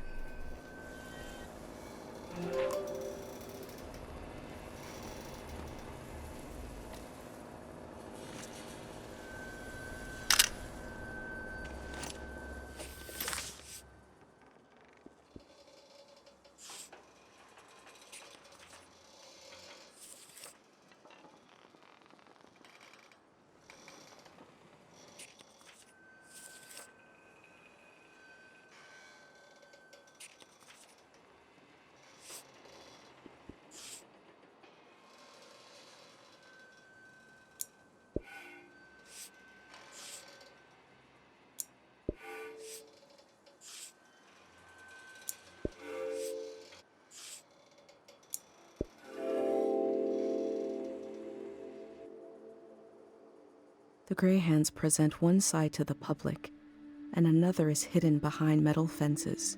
There is no one to oppose them. There is only my record of what they did here.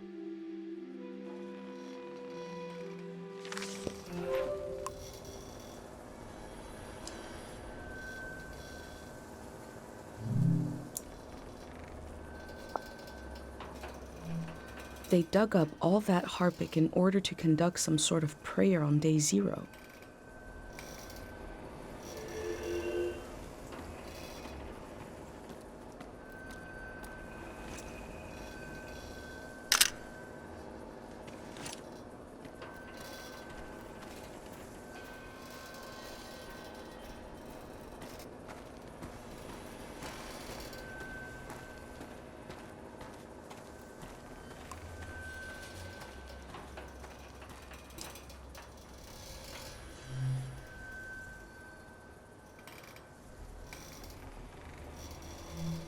The memories of the owner now turned into a beautiful mineral.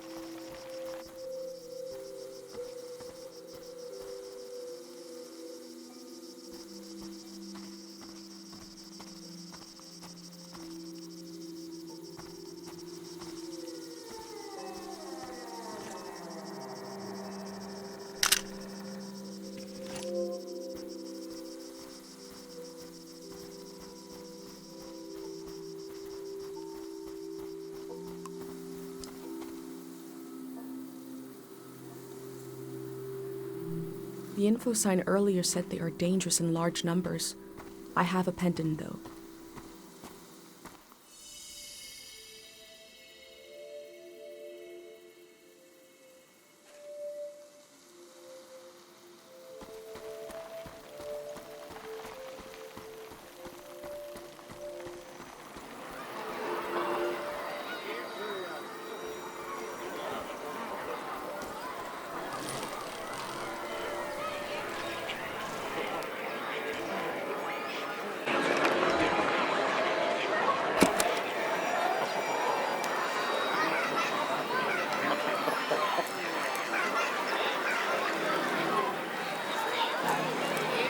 This field was absolutely full of memories.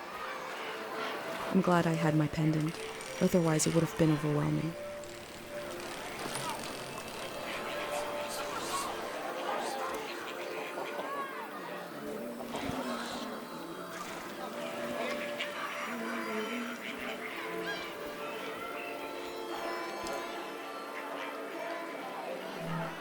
The year of the din?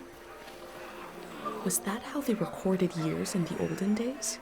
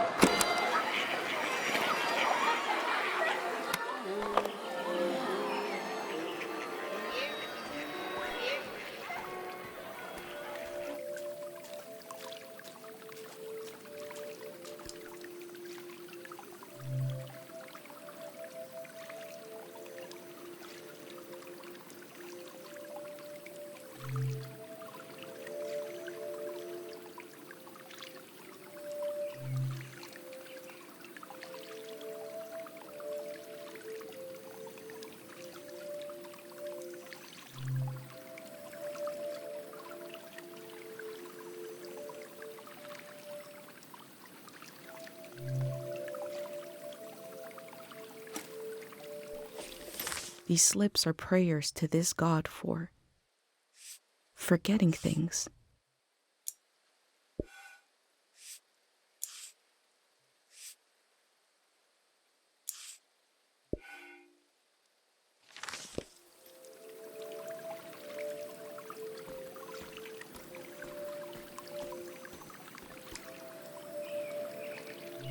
People prayed here.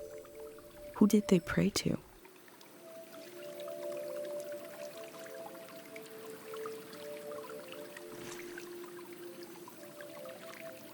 In Cairo, we have a statue to remember Dr. Fumio.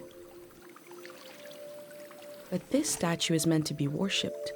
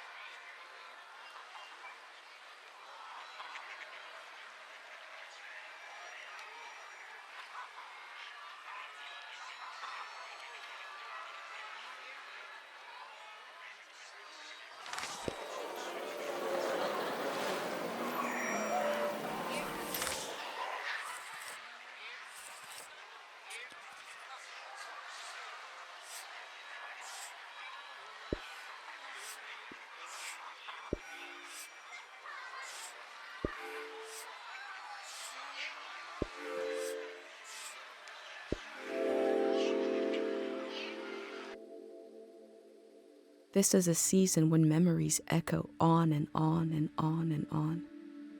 Will the echoes fade away, or will they be cut off abruptly?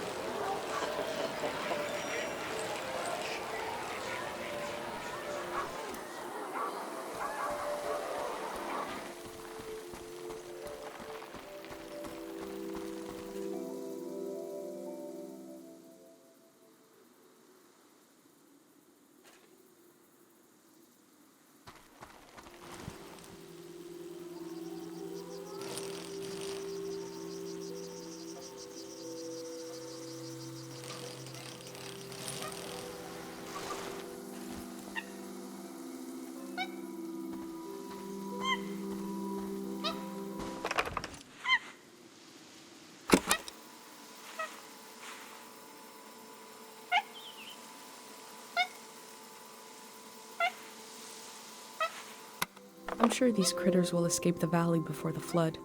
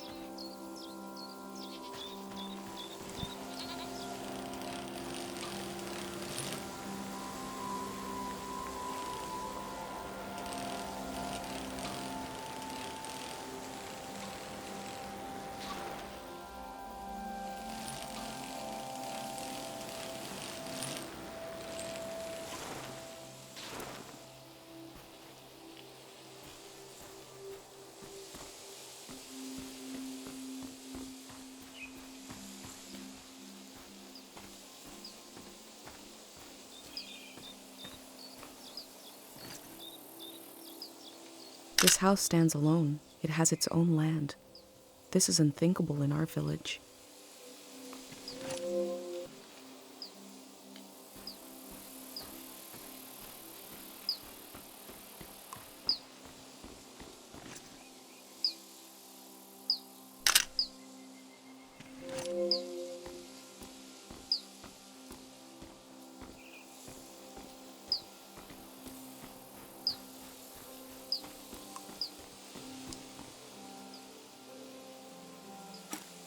I hope I get to taste some saba fruit.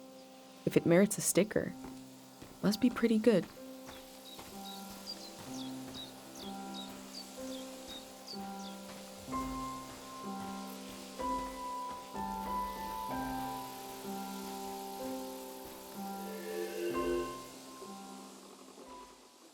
Oh, no. You said we had until midnight. I'm not ready to leave. Look at all this. Wait a minute. A cute outfit, a bicycle. You're not a greyhound. What a relief. I'm sorry. I just assumed because who else would be... What are you doing here?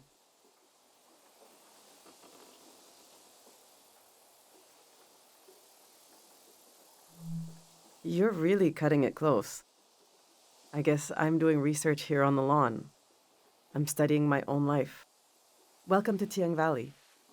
You should have been here a week ago when the evacuation started. Almost everyone is gone now. You noticed, I hope, that the valley is going to be flooded. The Greyhands are taking us to live in the Radiant City. Look!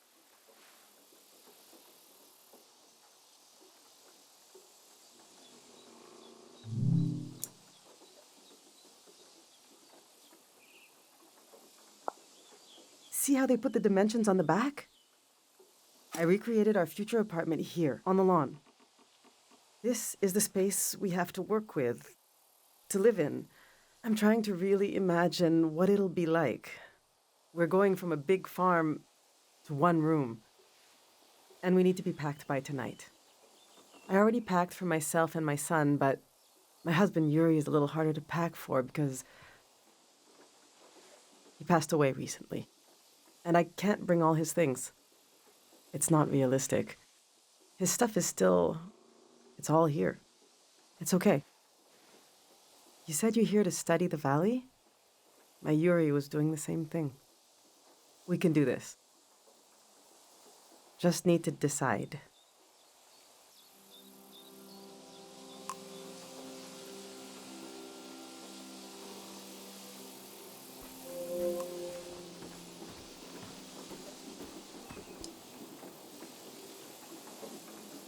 Yuri learned to paint from our neighbor, Matiora. He painted all 3 of these. This is a self-portrait he did. Kind of intense, right? He was more handsome than that.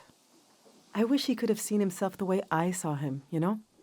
He was really lovely. Just occasional dark moods from his work. This is his portrait of me. We got into a fight over it. What's that supposed to mean? You just splatter some paint on the canvas and put my name on it? He said it was my essence. I don't know. Do you think it looks like me?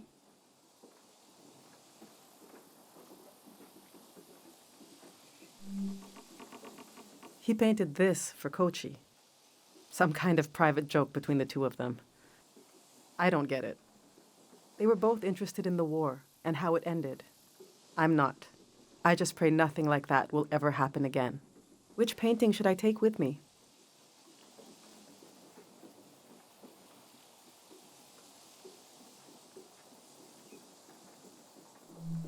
Yes, you're right. Himself from his own eyes, something I could never see without this painting.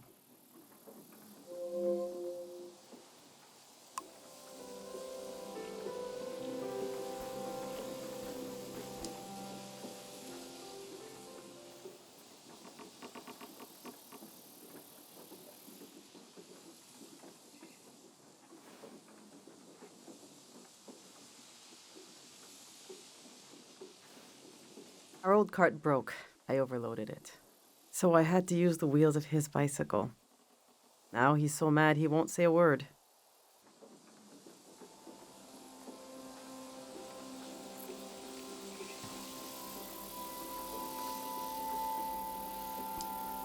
I've packed my essential clothes. I don't know what to do with these. This was Yuri's best suit. Maybe when Kochi grows up, it'll fit him. That's a long time away, though. My island dress. I made this for our trip to the islands, the trip we never took. It was based on a photo of a seaside Azan dance. The hours I spent on this. These are some of Yuri's clothes from when he was a kid. I thought Kochi could wear them, but he says they're itchy. So what's the use? But to throw them away, he was a little boy. He would put these clothes and go to school. He grew up. Oh, God, this hurts a little. Okay.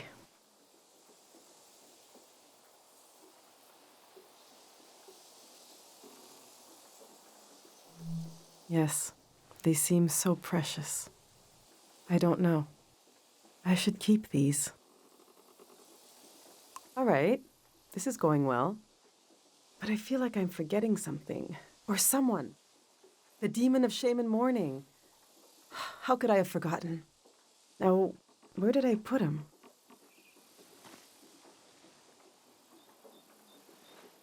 We need to bring the demon of shame and mourning.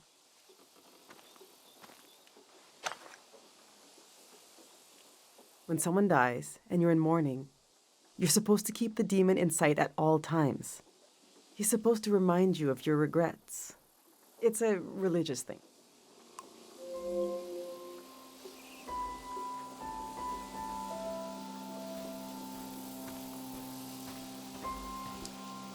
These are Yuri's books. They're pretty heavy.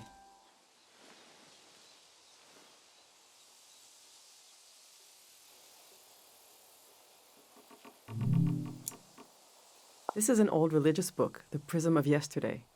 He didn't like to talk about his faith. I haven't read it much.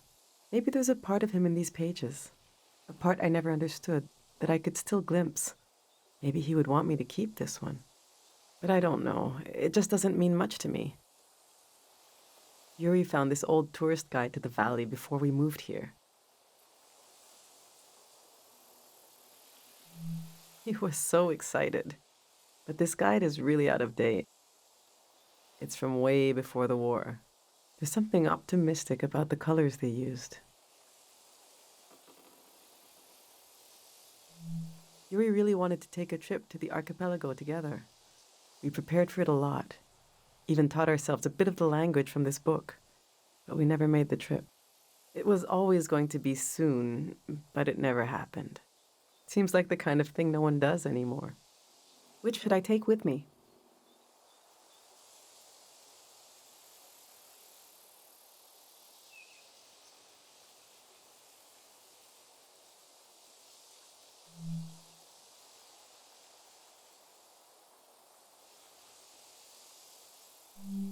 Yeah, Kochi and I could still go sometime. Yuri would be so happy if he knew we were there together. I suppose I'll be leaving the other two behind. I know they're heavy, but would you want to take one with you?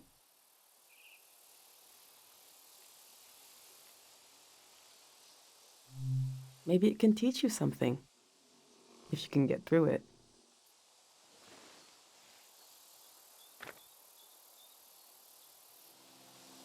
Let's see how this is going so far.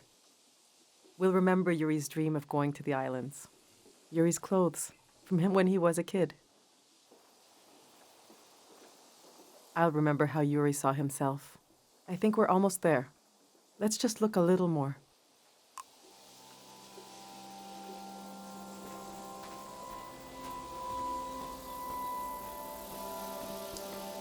I went through all our old photos, trying to see what I might be forgetting. I love that view. Have you been up there, by the entrance to the shrine?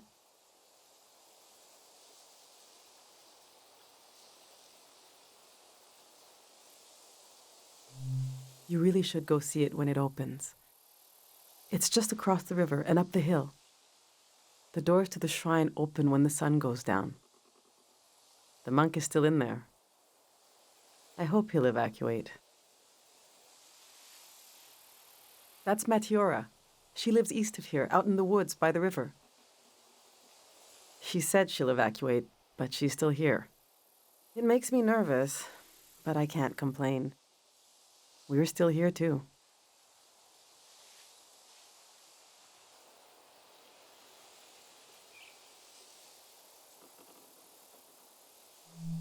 That's Kochi. He was such an easy kid back then. He used to talk more, used to make up stories. I really hope the city has kids his age. It was already a small world when it was the three of us. Now he spends so much time alone. The past is such a heavy dream, and I never remember my dreams. But when I wake up, there's a cloud of feelings the dream left behind. Then the day begins. I move around, and that trace disappears. I wonder if our memories of the valley will drift away like that.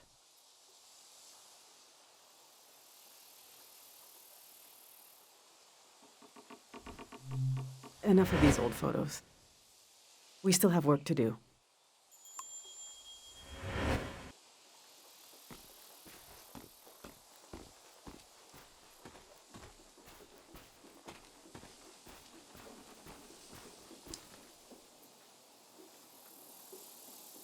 My husband built these tools to study the valley. They were his life's work, and they took his life away, too. So what do I do with them? You can't buy tools like these. He made them. My husband didn't insult God, but maybe he stepped on his toe, and his life went out of him.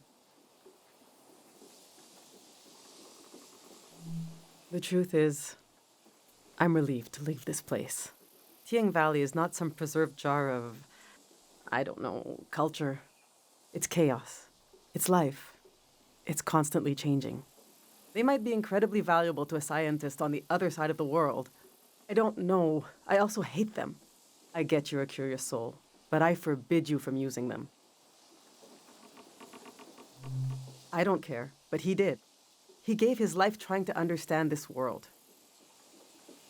I can't keep these tools, and I can't throw them away. There's even more of them, bigger ones, out at his work shed. Okay, I'm going to turn away now. I want you to take them or throw them away. I don't want to know.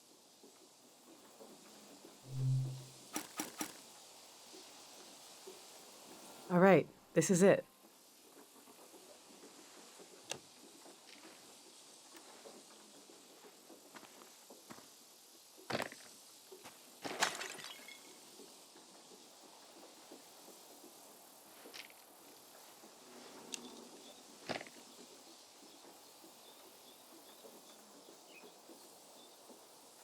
Oh.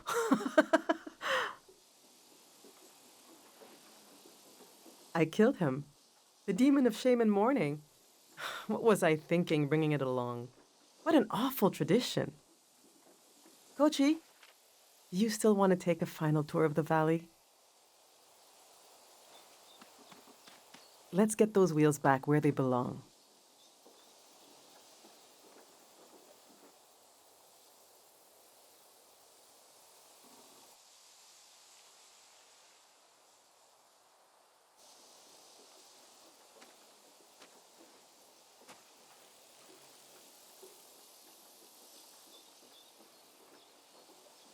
I know what I'll carry with me. It's something I couldn't leave behind if I tried. It couldn't be crushed, like the demon. It's too many layers deep. I'll carry the part of me that's gone, that's missing. But there's so much life left that flowers grow along its edges. Something like that.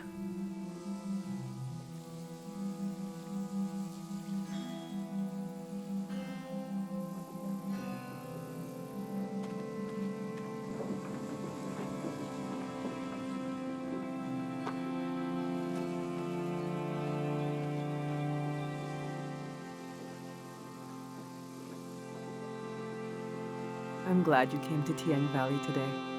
Thank you for being there for me. I didn't realize how much I needed a stranger's ear. Now, there's no rush, but as you try to wrap your mind around this place, feel free to come ask me questions. I'll be right here until night comes.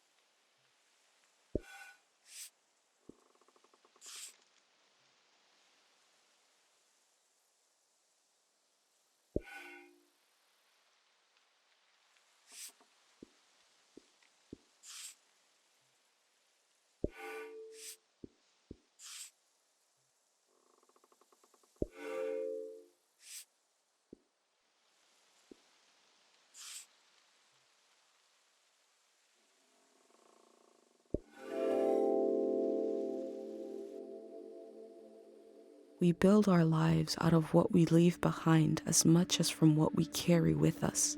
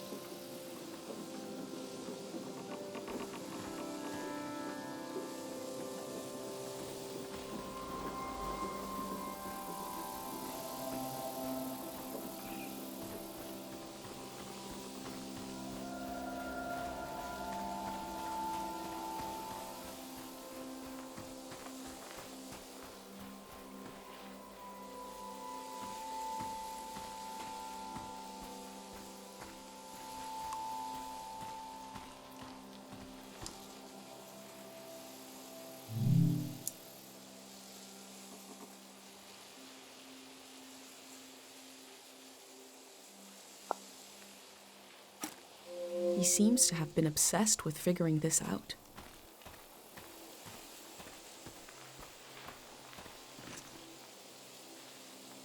The soil is contaminated with memories, and this was supposed to clean it?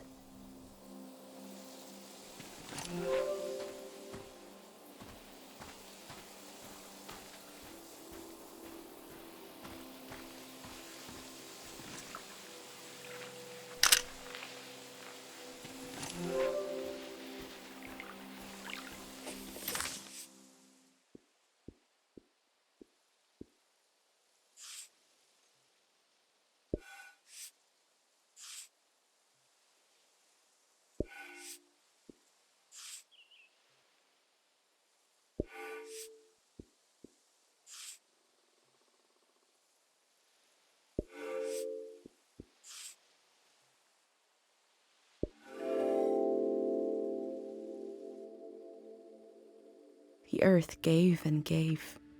It did not let up. Not even at the last minute. We collect the fruit of the land we know is dying. Who could forgive us?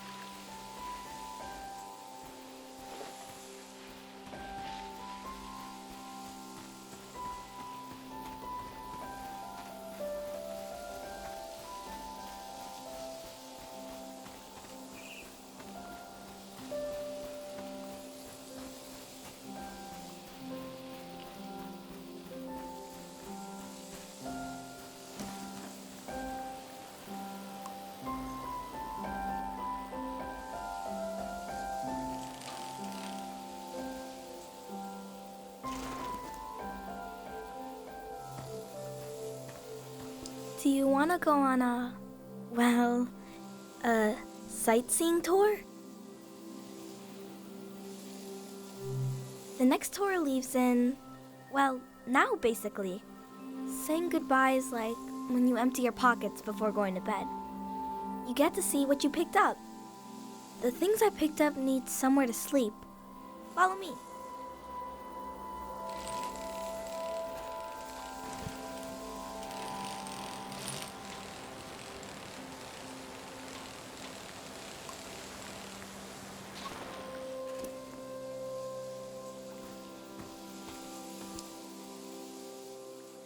This is my tree. Since we can't bring it to the city, I don't care what we bring. I love the tree, and Dad cured it. That's what he did. All this purple stuff in the valley that makes you feel funny.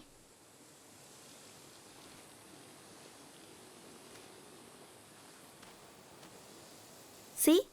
This used to be purple. And dangerous. Dad made the dangerous part go away. He wanted to make it so all the purple rocks were safe and green. I know there are plants underwater. Can a tree become an underwater tree? This one can't die. It's been through too much. Let's go.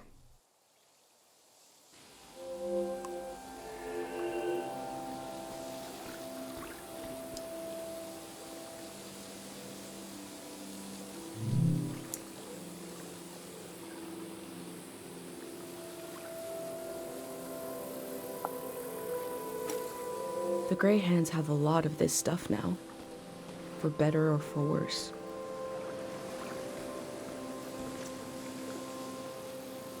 A piece of car, severed, dangling. As a warning to others?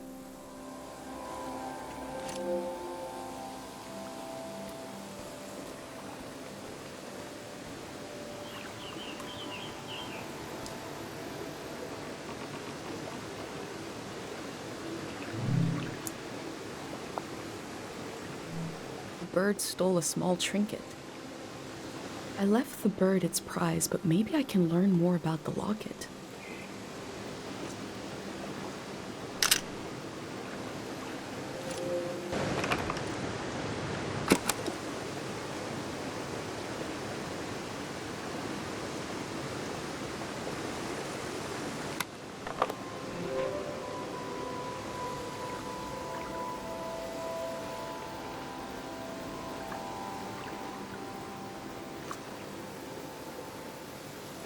The tree looks diseased in this painting.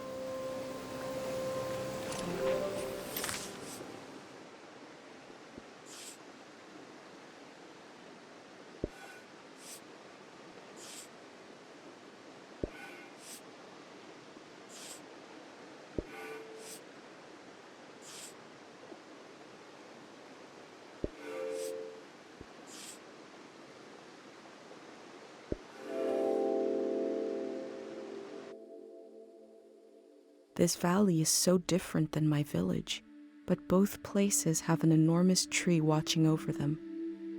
This tree will pass in the flood. What will be the end of the tree in Cairo?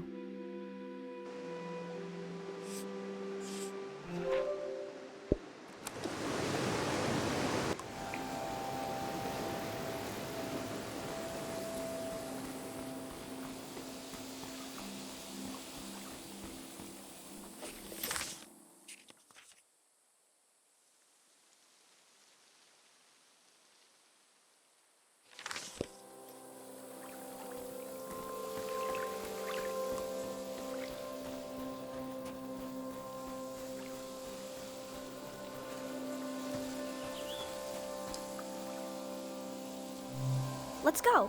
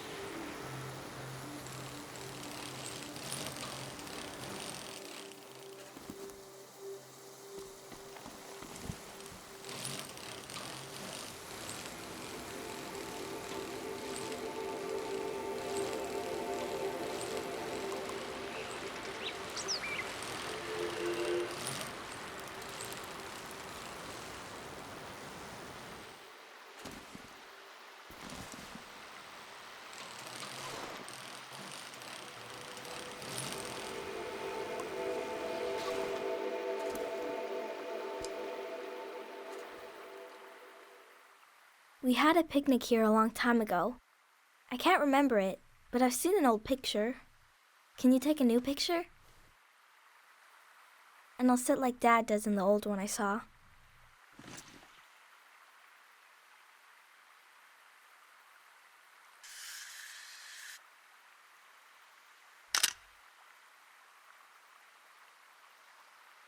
He is a great kid.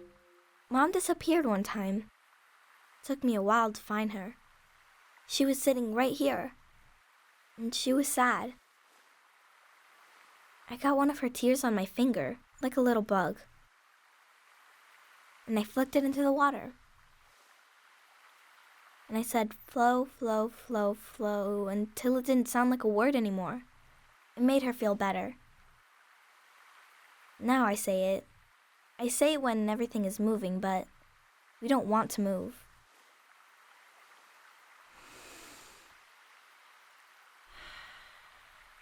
Come on.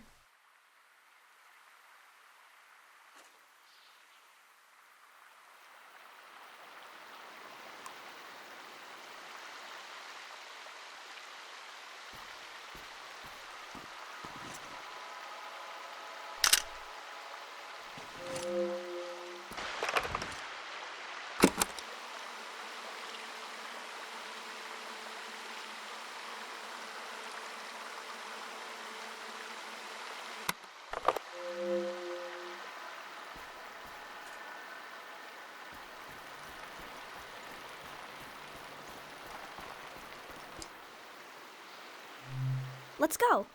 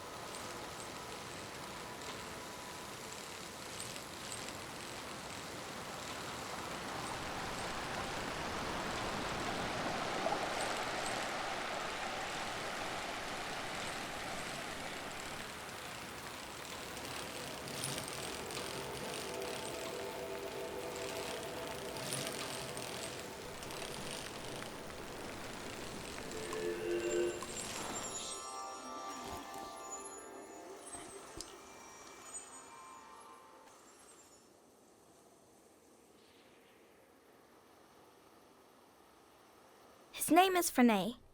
I asked him how he ended up sleeping here. Frenay said they were in the valley because they were so hungry. And then there was light everywhere. And they fell asleep forever. They should be old men now. But they couldn't get older if they tried. One time, I saw the monk out here cleaning them. It was so funny. He looked like he hated doing it. I'm not supposed to touch the soldiers, but I let Frenay borrow my pig. I need it back now. Let's go.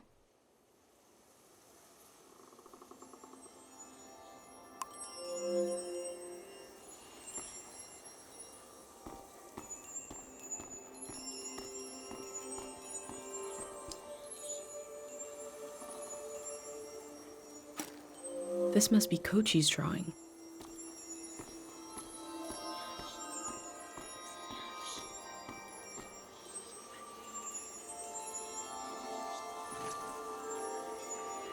The artist has depicted the Greyhands as a child. They don't have faith in their capabilities, but see them as innocent?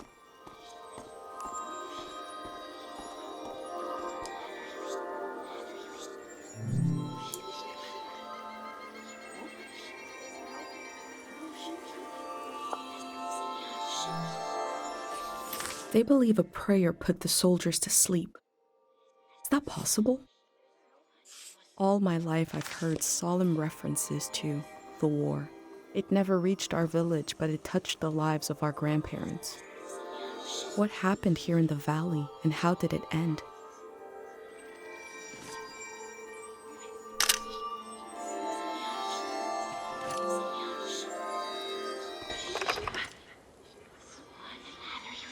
Everyone's here. She's really going to do it. How can she be sure? The shrine is protected. How does she know? Sonia knows. How can she be sure? She can't know for sure. This has never happened before, has it?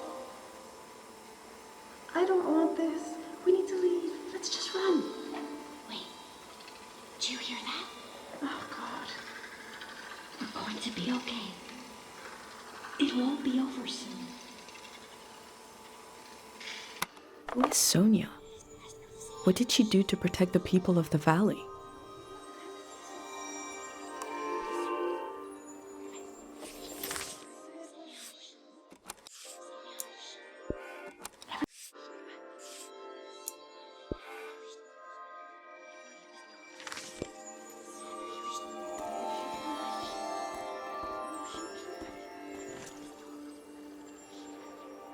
I wonder what they dream about.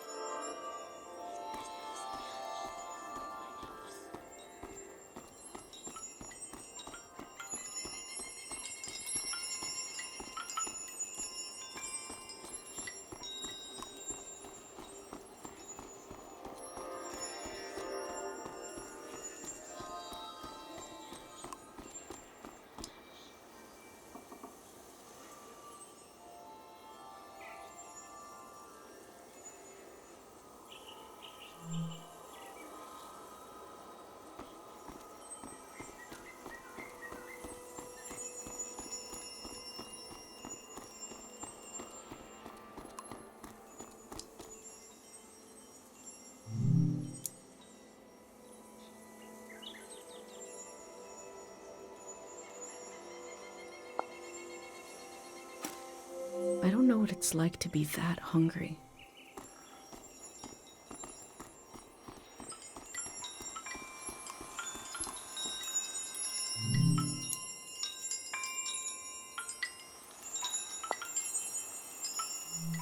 That last line is kind of disconcerting.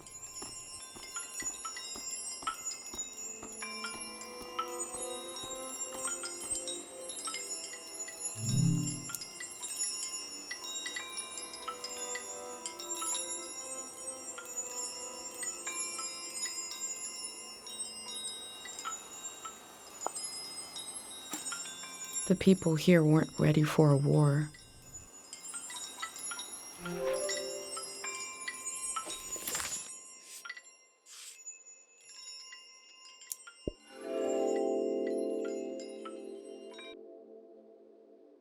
The war was its own season, but the trauma of it echoed on into this season, haunting it.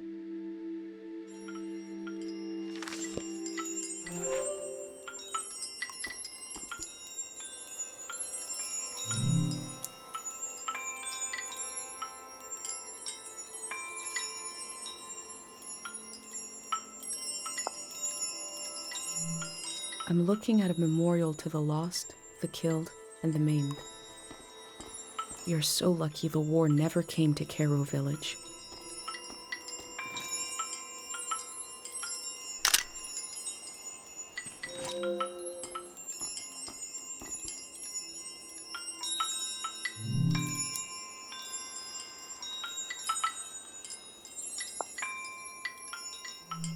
All this will be washed away.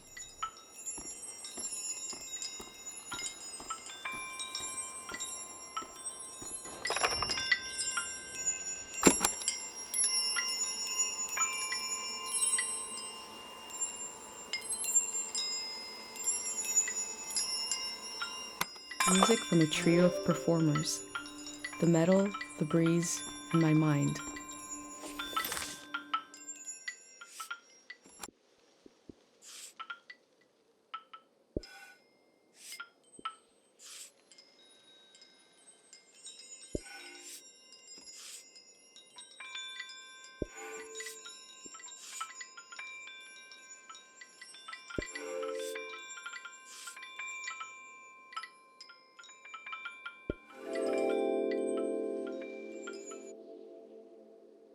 The scale of the old world grew beyond human proportion, maybe beyond human feeling.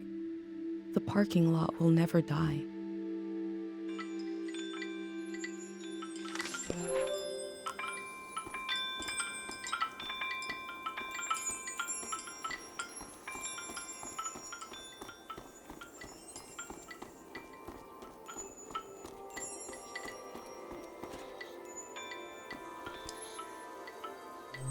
Let's go.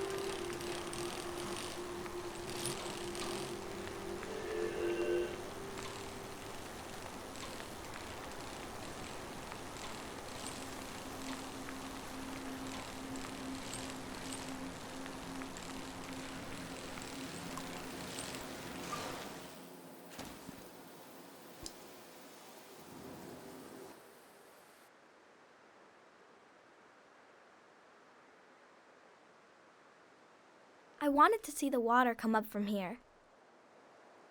To see it crash.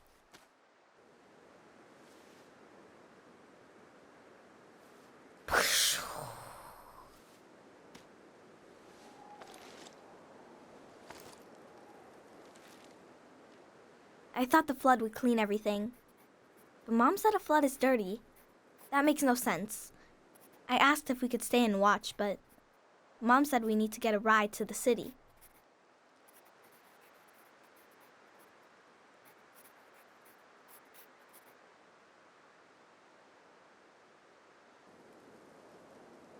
That's our house.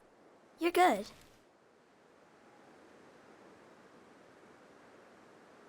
Come on.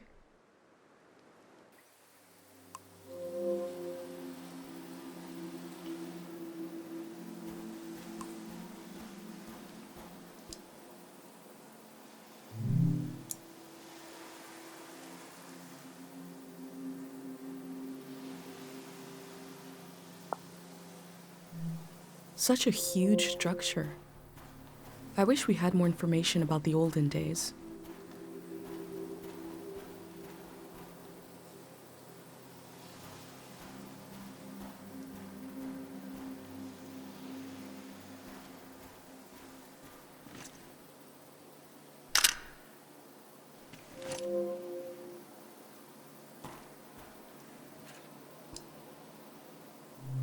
Let's go.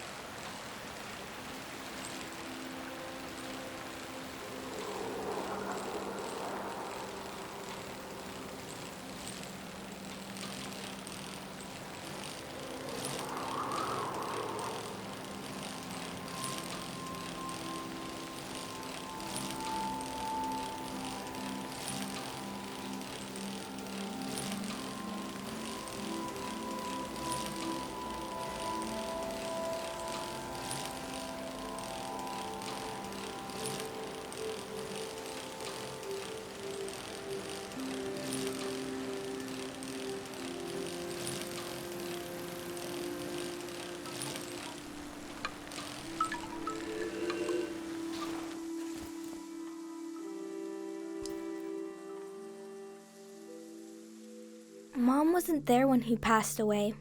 I was there. Dad had his eyes closed, but he was making a face, like he could see something. So I asked him what he was looking at. He said he was looking at me, and I was all grown up. He saw me climbing up a hill in the sun.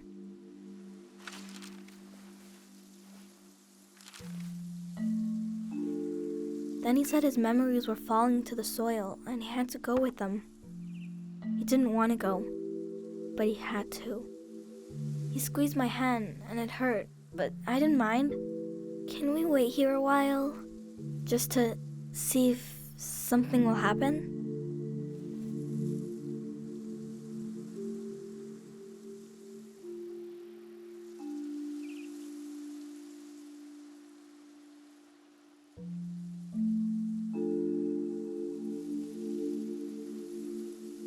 I met a boy who lost his father just like I did.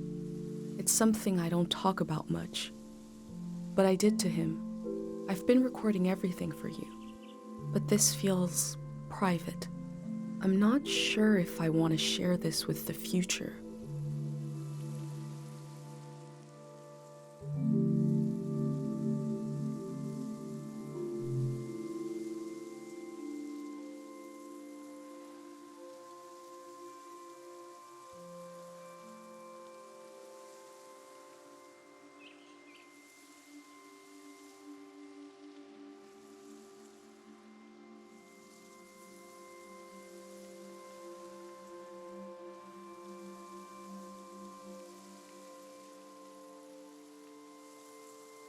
You're still here.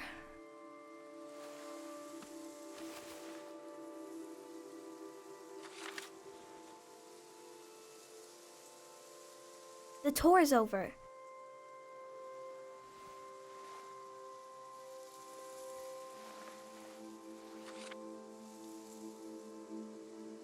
That's your prize, okay? I have to go home now. I'll see you someday later today.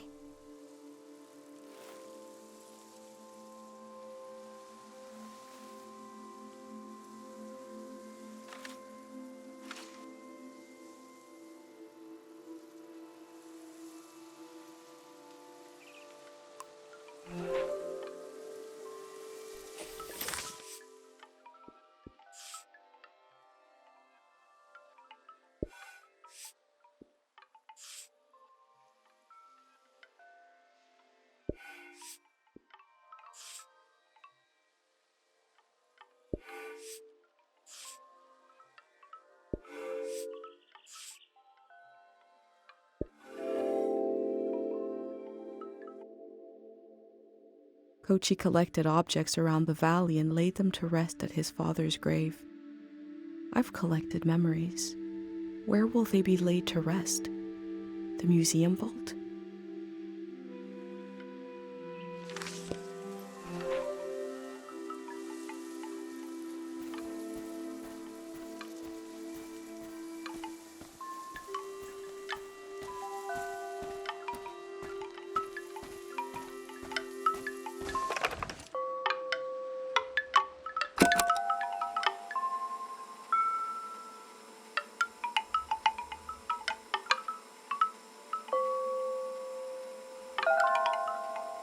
Music from a trio of performers, the metal, the breeze, and my mind.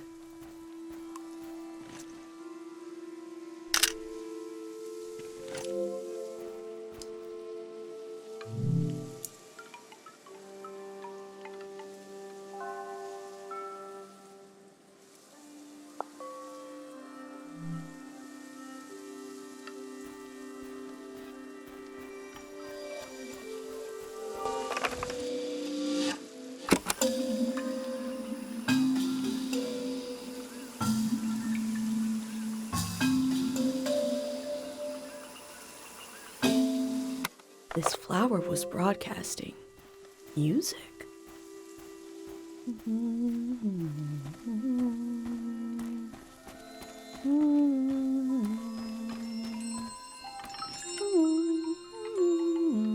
Unlit candles being drowned in a flood, a loss of potential light, potential prayers.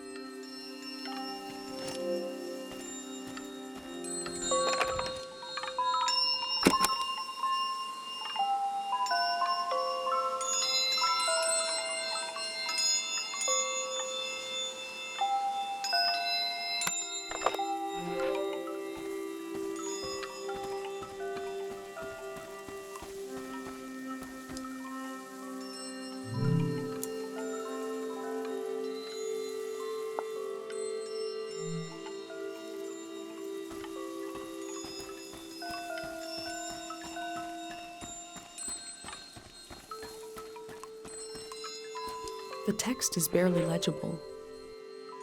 3 aphorisms from the young. 1.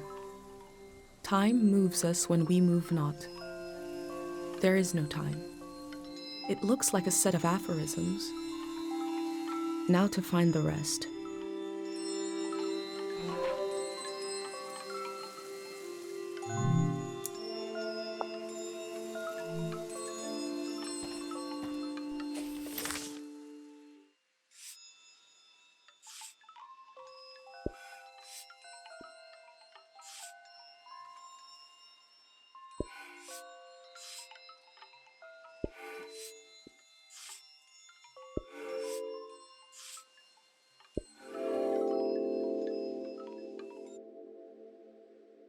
There isn't enough room for a cemetery in my village. Here, memory is granted space. Land is used to let the living meet the dead. Or maybe it's the other way around.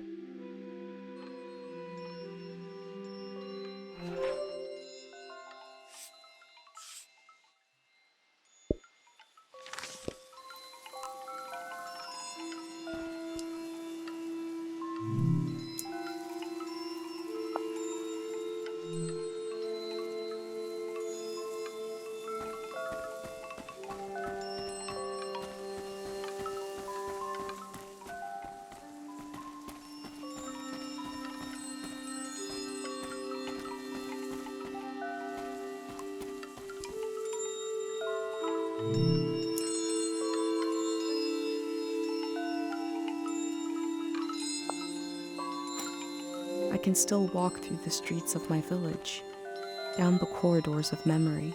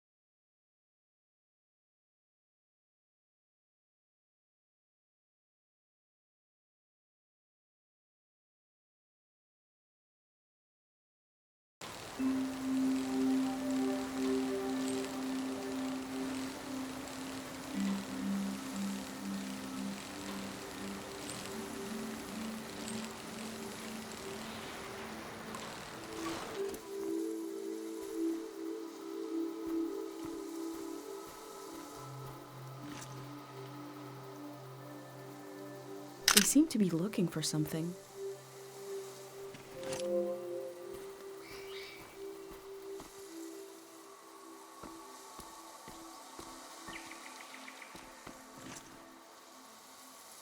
They're bringing the dam down. Eventually?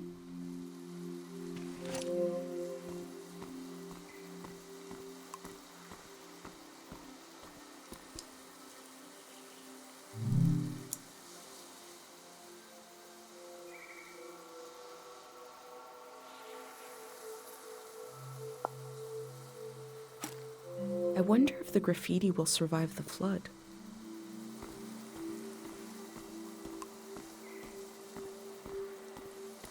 What mark should I leave?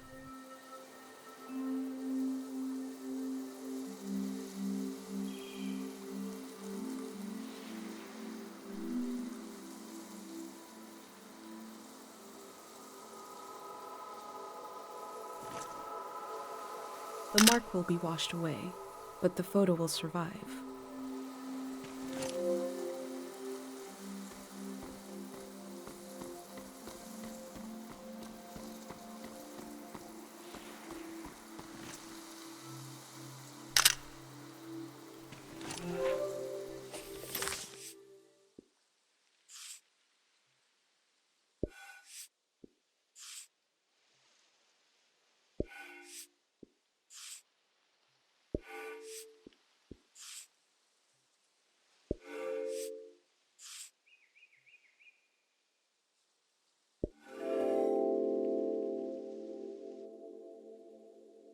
I try to divide the things I see between two categories, permanent and impermanent. But the division breaks down. The difference is just a feeling.